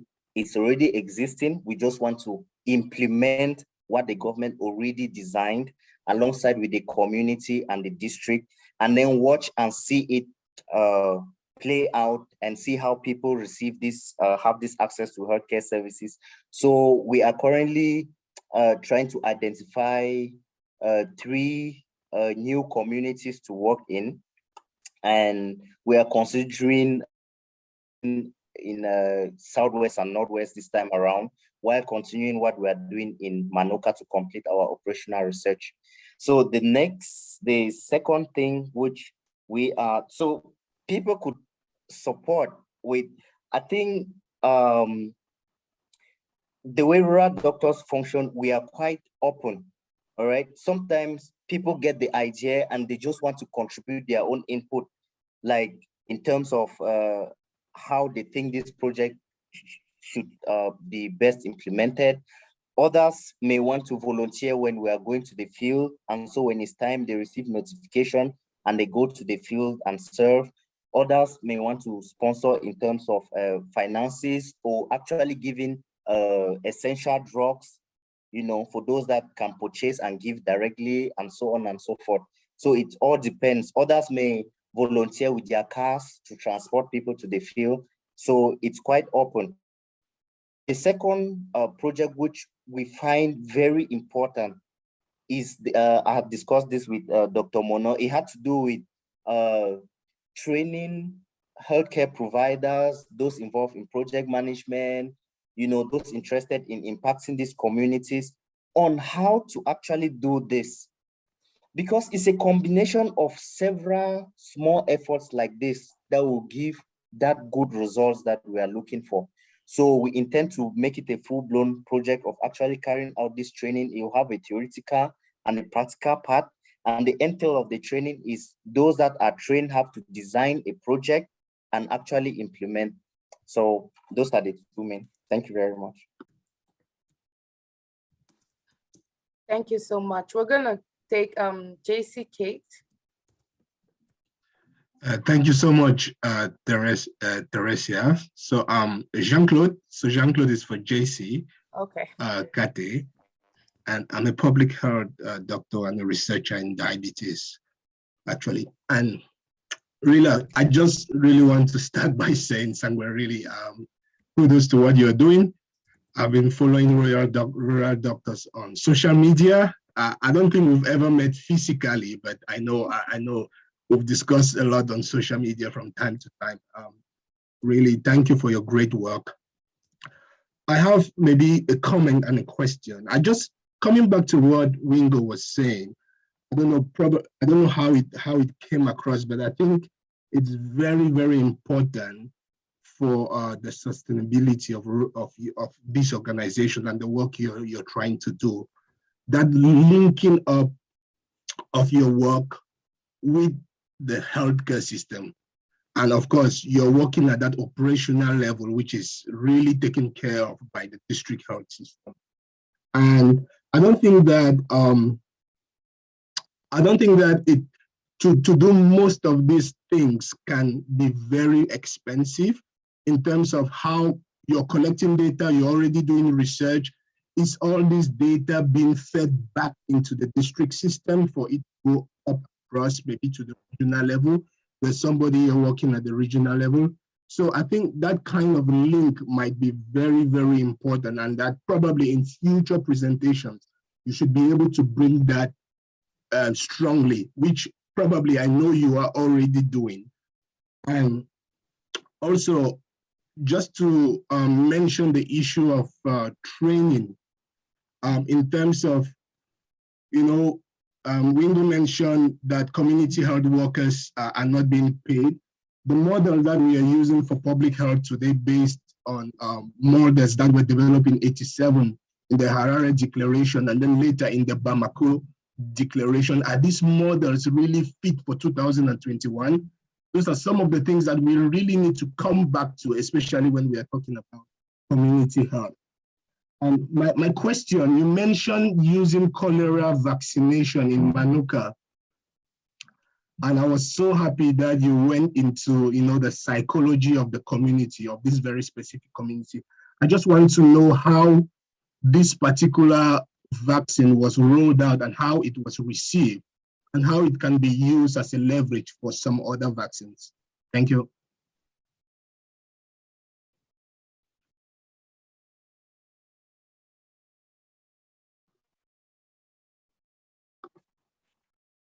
Oh, great. Thank you very much, JC. To keep it short, one thing that made the vaccination coverage for the cholera vaccine a success was the fact that first, we had for a while, because we're managing patients, we had to stay with them, they saw the deaths and they now understood that this was the primary problem. So I think the fear that came with it contributed to their accepting the vaccine. That's the first thing. And the second thing is we made use of people they had seen repeatedly.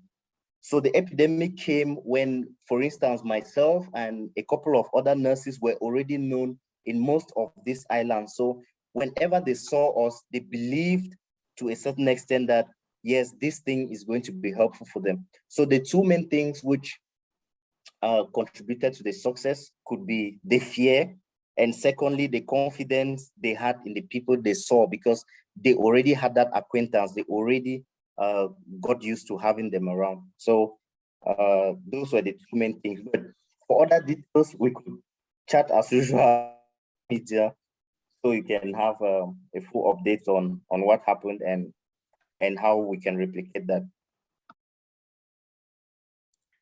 Thank you. Since we're running out of time, I'm going to be taking the last question from Ganju Francoise. So can you just...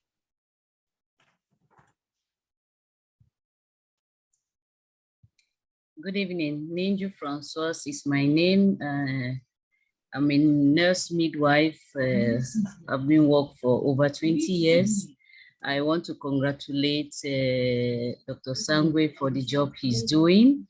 And like you were saying here, we can always share experience with each other.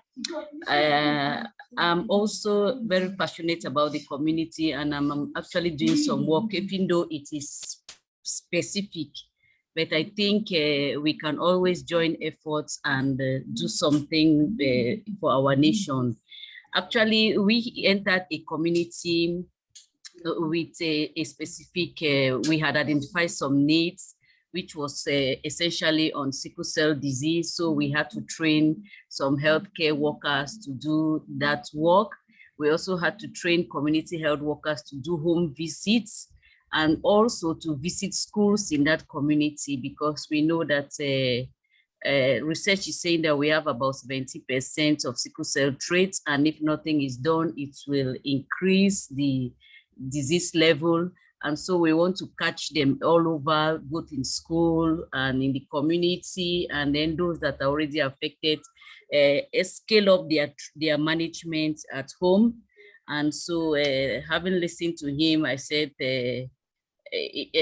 we can always join efforts, we can always merge our efforts and then come out with something very good, because what we are doing in the community, we actually are writing a research work on that as well. We see that it can be translated into many other, the system can be translated into managing many other diseases at the rural and community level, using actually the community health workers and also building the capacity of the healthcare professionals.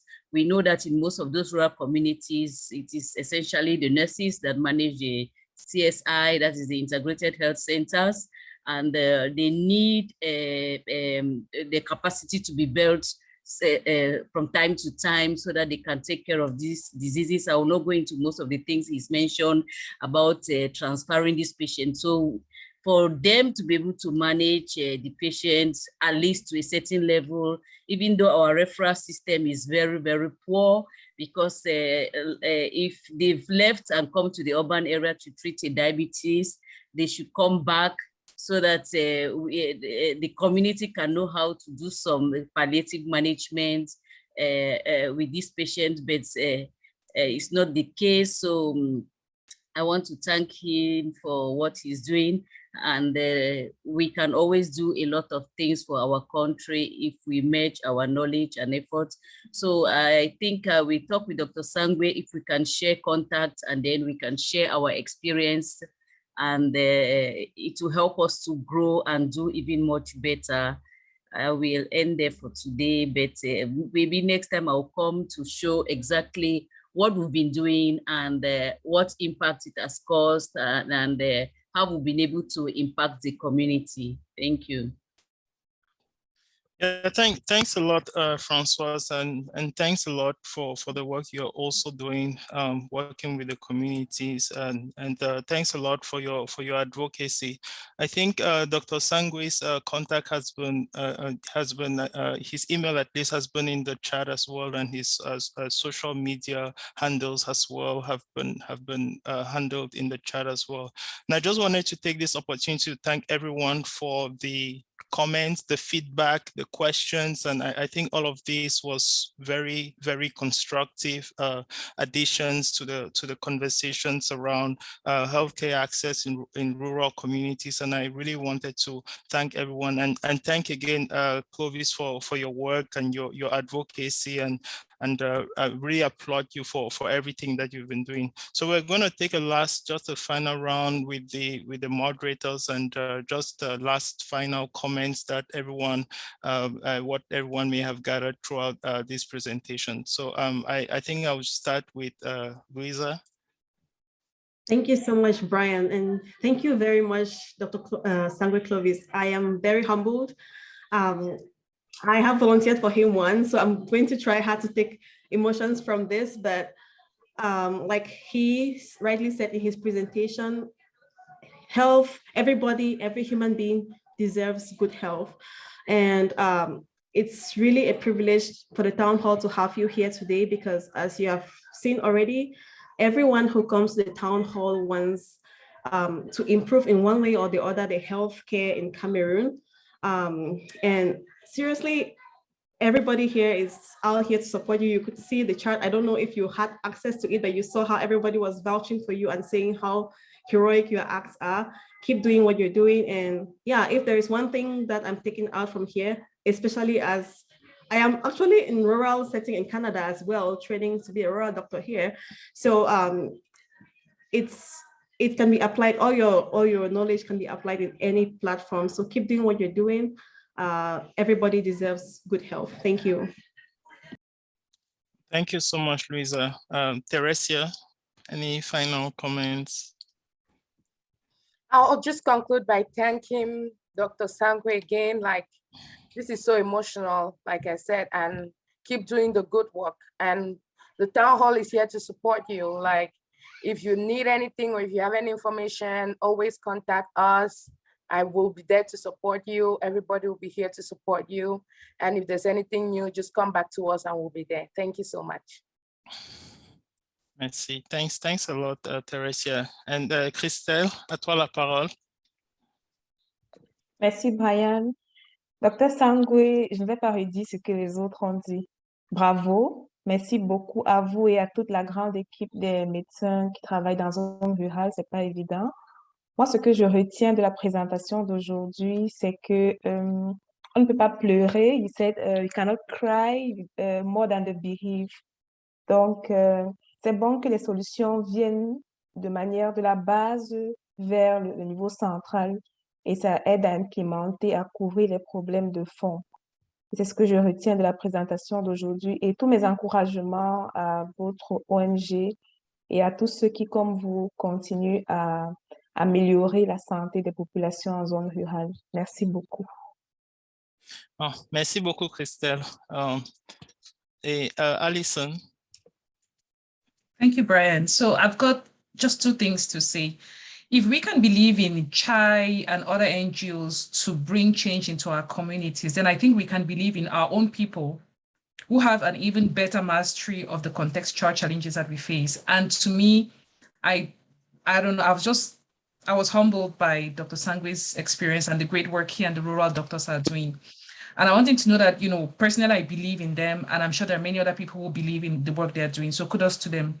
The second thing is, we have many of us who sit somewhere, maybe when we've succeeded, and then you're like, oh, you remember your origins. You're like, if me, this humble human being that comes from Kumbo or whatever village you come from, if I can succeed, it means that others there can succeed, and you're proud of your achievement, and you're saying, well, this award, for example, when you win an award, you're like, oh, this award is for that little boy or that little girl in band, so keep dreaming. Okay, it's good to ask them to keep dreaming, but dreams alone would not change the realities where people are living. So for those of us who've made it, and maybe because we are too busy or we are too far away from home and cannot implement the change on the ground that would enable the people who are still on the ground to not just dream, but to dream and to thrive.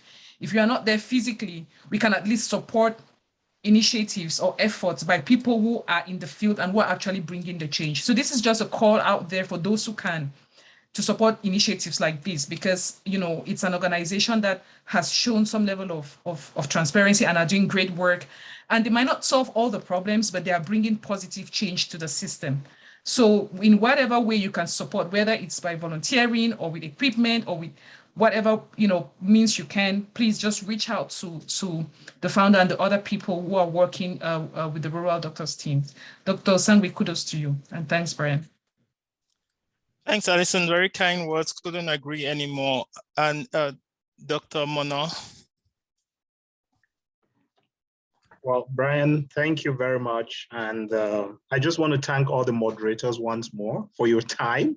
I don't know how you guys do this every 2 weeks, but you guys keep doing it. And for also bringing all the brilliant presenters that we have here. And to Clovis, you are a wonderful physician, a person with a big heart. That's what I always say. Only people with big hearts see problems like this and actually address them. So I want to tell you that you have our support from the Cameroonian people. I'm just going to represent, I'm one of those who is a Cameroonian, and I'm going to support you.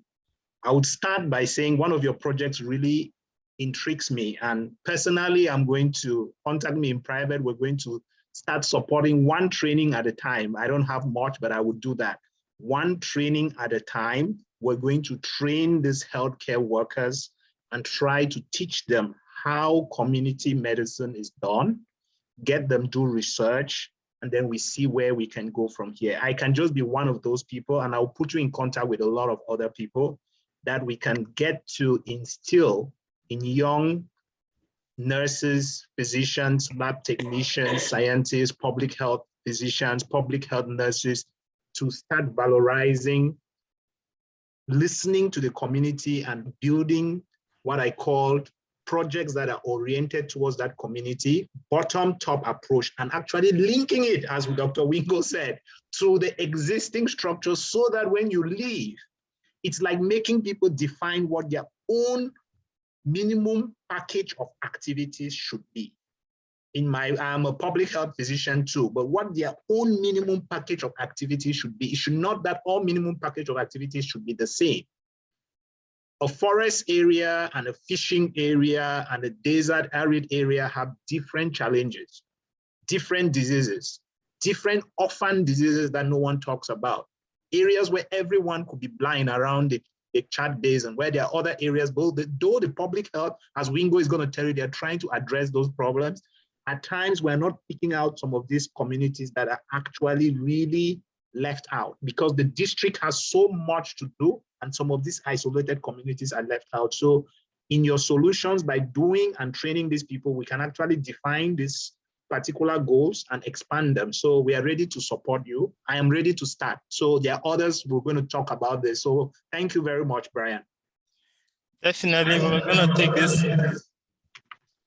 We're going to take this again to the parking lot after this. So again, thanks a lot, Dr. Clovis. Thanks for your presentation. Do you have any final comments? After this, we're going to have a summary of the discussion by our own Igwe, Elvis, then the word of thanks. But before that, do you have any final comments and any remarks from the discussions today? Just one word. Thank you. You're welcome, and we couldn't applaud you more. So Elvis is going to do the final summary and the closing of the discussion today. Over to you, Elvis. Thank you very much, Brian. And just like Mono said, before you dig the wells, please think about our boyfriends and our playtime outside. Don't just give us wells. So Mono, that was a very good one for the session. Thank you so much, Dr. Sangwe, for this excellent presentation. You led us to know today, and for those of us who did not know, that 42% of Cameroonians live in underserved communities. This is a very big percentage. And you made it clear that a good approach of succeeding in primary care intervention is providing a solution to the priorities of these people. And it is important, we should always provide solutions to their priority and needs and not wait when there is a problem and we come there with solution and teach them and expect instant result. That was a very good one. And you even asked a question, but why does it matter for us to think about these last mile communities? You said it is important, we need to focus on these last mile communities because they are human beings. We don't care about the figures or the percentages that represent them, even on the epidemiological scale, but we care about the fact that they are humans. You talk about the fact that vertical programs we bring to these communities do not work and the impact remain very low because we do not understand their realities and their priorities. You said if we continue to neglect these last mile communities, we should remember that they can also serve as a niche to new infections that will also still cripple back into the urban setting. We need a community health delivery system that works. And when you were trying to describe what can be done to have such a system, you said we need data-driven decision-making. We need community healthcare workers in these communities that are paid. We need to train a specialist in remote medicine and remote and rural medicine. And also we need community partnership. We should not impose on these communities. We should work with them to discover their most important problems. You also said we need to revisit the supply chain and the waste management. And above all, we need to contextualize the health delivery system in these communities. And if you want a community or if you want to impact a community, you have to identify the population and say, this is the community that I want to impact. And you said the next thing will be to prioritize their needs and also to use data-driven approach to prioritize these needs. What are the problems? Which of these problems are urgent? Which of these problems are having long-term solutions to this problem will have long-term impact? And you said it is important to do a detailed assessment of the problem. How bad is the problem? Are there some existing interventions and do they work? Then you can start to implement your solution and evaluate your interventions. And you gave us a little tip about rural doctors. You made it clear that the idea of rural doctors, or that rural doctors, is an idea and a vision that is born from the feeling that the geographic location of people should not deprive them of their basic health needs. You told us you are now building a network of, or you plan to build a network of community healthcare workers in Cameroon so they can share their experiences and form a community of practice. And you presented some key approaches that can be used, or that you have as a vision for the way forward for your organization. You are thinking of having operational research on the role of community healthcare workers in this kind of last mile health facilities. You are thinking of scaling up healthcare access programs to more remote communities. And you are thinking of training community healthcare practitioners and health project managers on the practicality of developing and implementing health programs in remote communities. And above all, you are thinking to continue advocating for prioritization of underserved communities. This was the rich package you brought for us today. And of course, just less than 6 years out of med school, you've achieved just so much that even those who are at the end of their career cannot think of doing. And it's all because of the passion you have for last mile communities. Thank you very much, Dr. Sangwe, for the great work you are doing. Our eyes are on you. And of course, our hands are going to go deep in our pockets to support you, or in every other means that we can do to support you. Ladies and gentlemen, this was what we had for you today for the Cameroon Town Hall for Healthcare Professionals. We meet every 2 weeks to have this kind of exciting conversation. I could see Dr. Lekubo on our platform today. He's been very regular this time. Thank you so much, Big Brother, for believing in this community of Cameroonian healthcare professionals who have a passion to do something about the health situation in their country. Thank you so much for the support and for all the work all of you are doing to spend this very valuable time of your weekend to join us every fortnight. I want to thank our chair for always putting this package together and for always taking time to make sure that we get the best of presenters to the town hall. Thank you once again for all the moderators for excellent work. Have a nice weekend.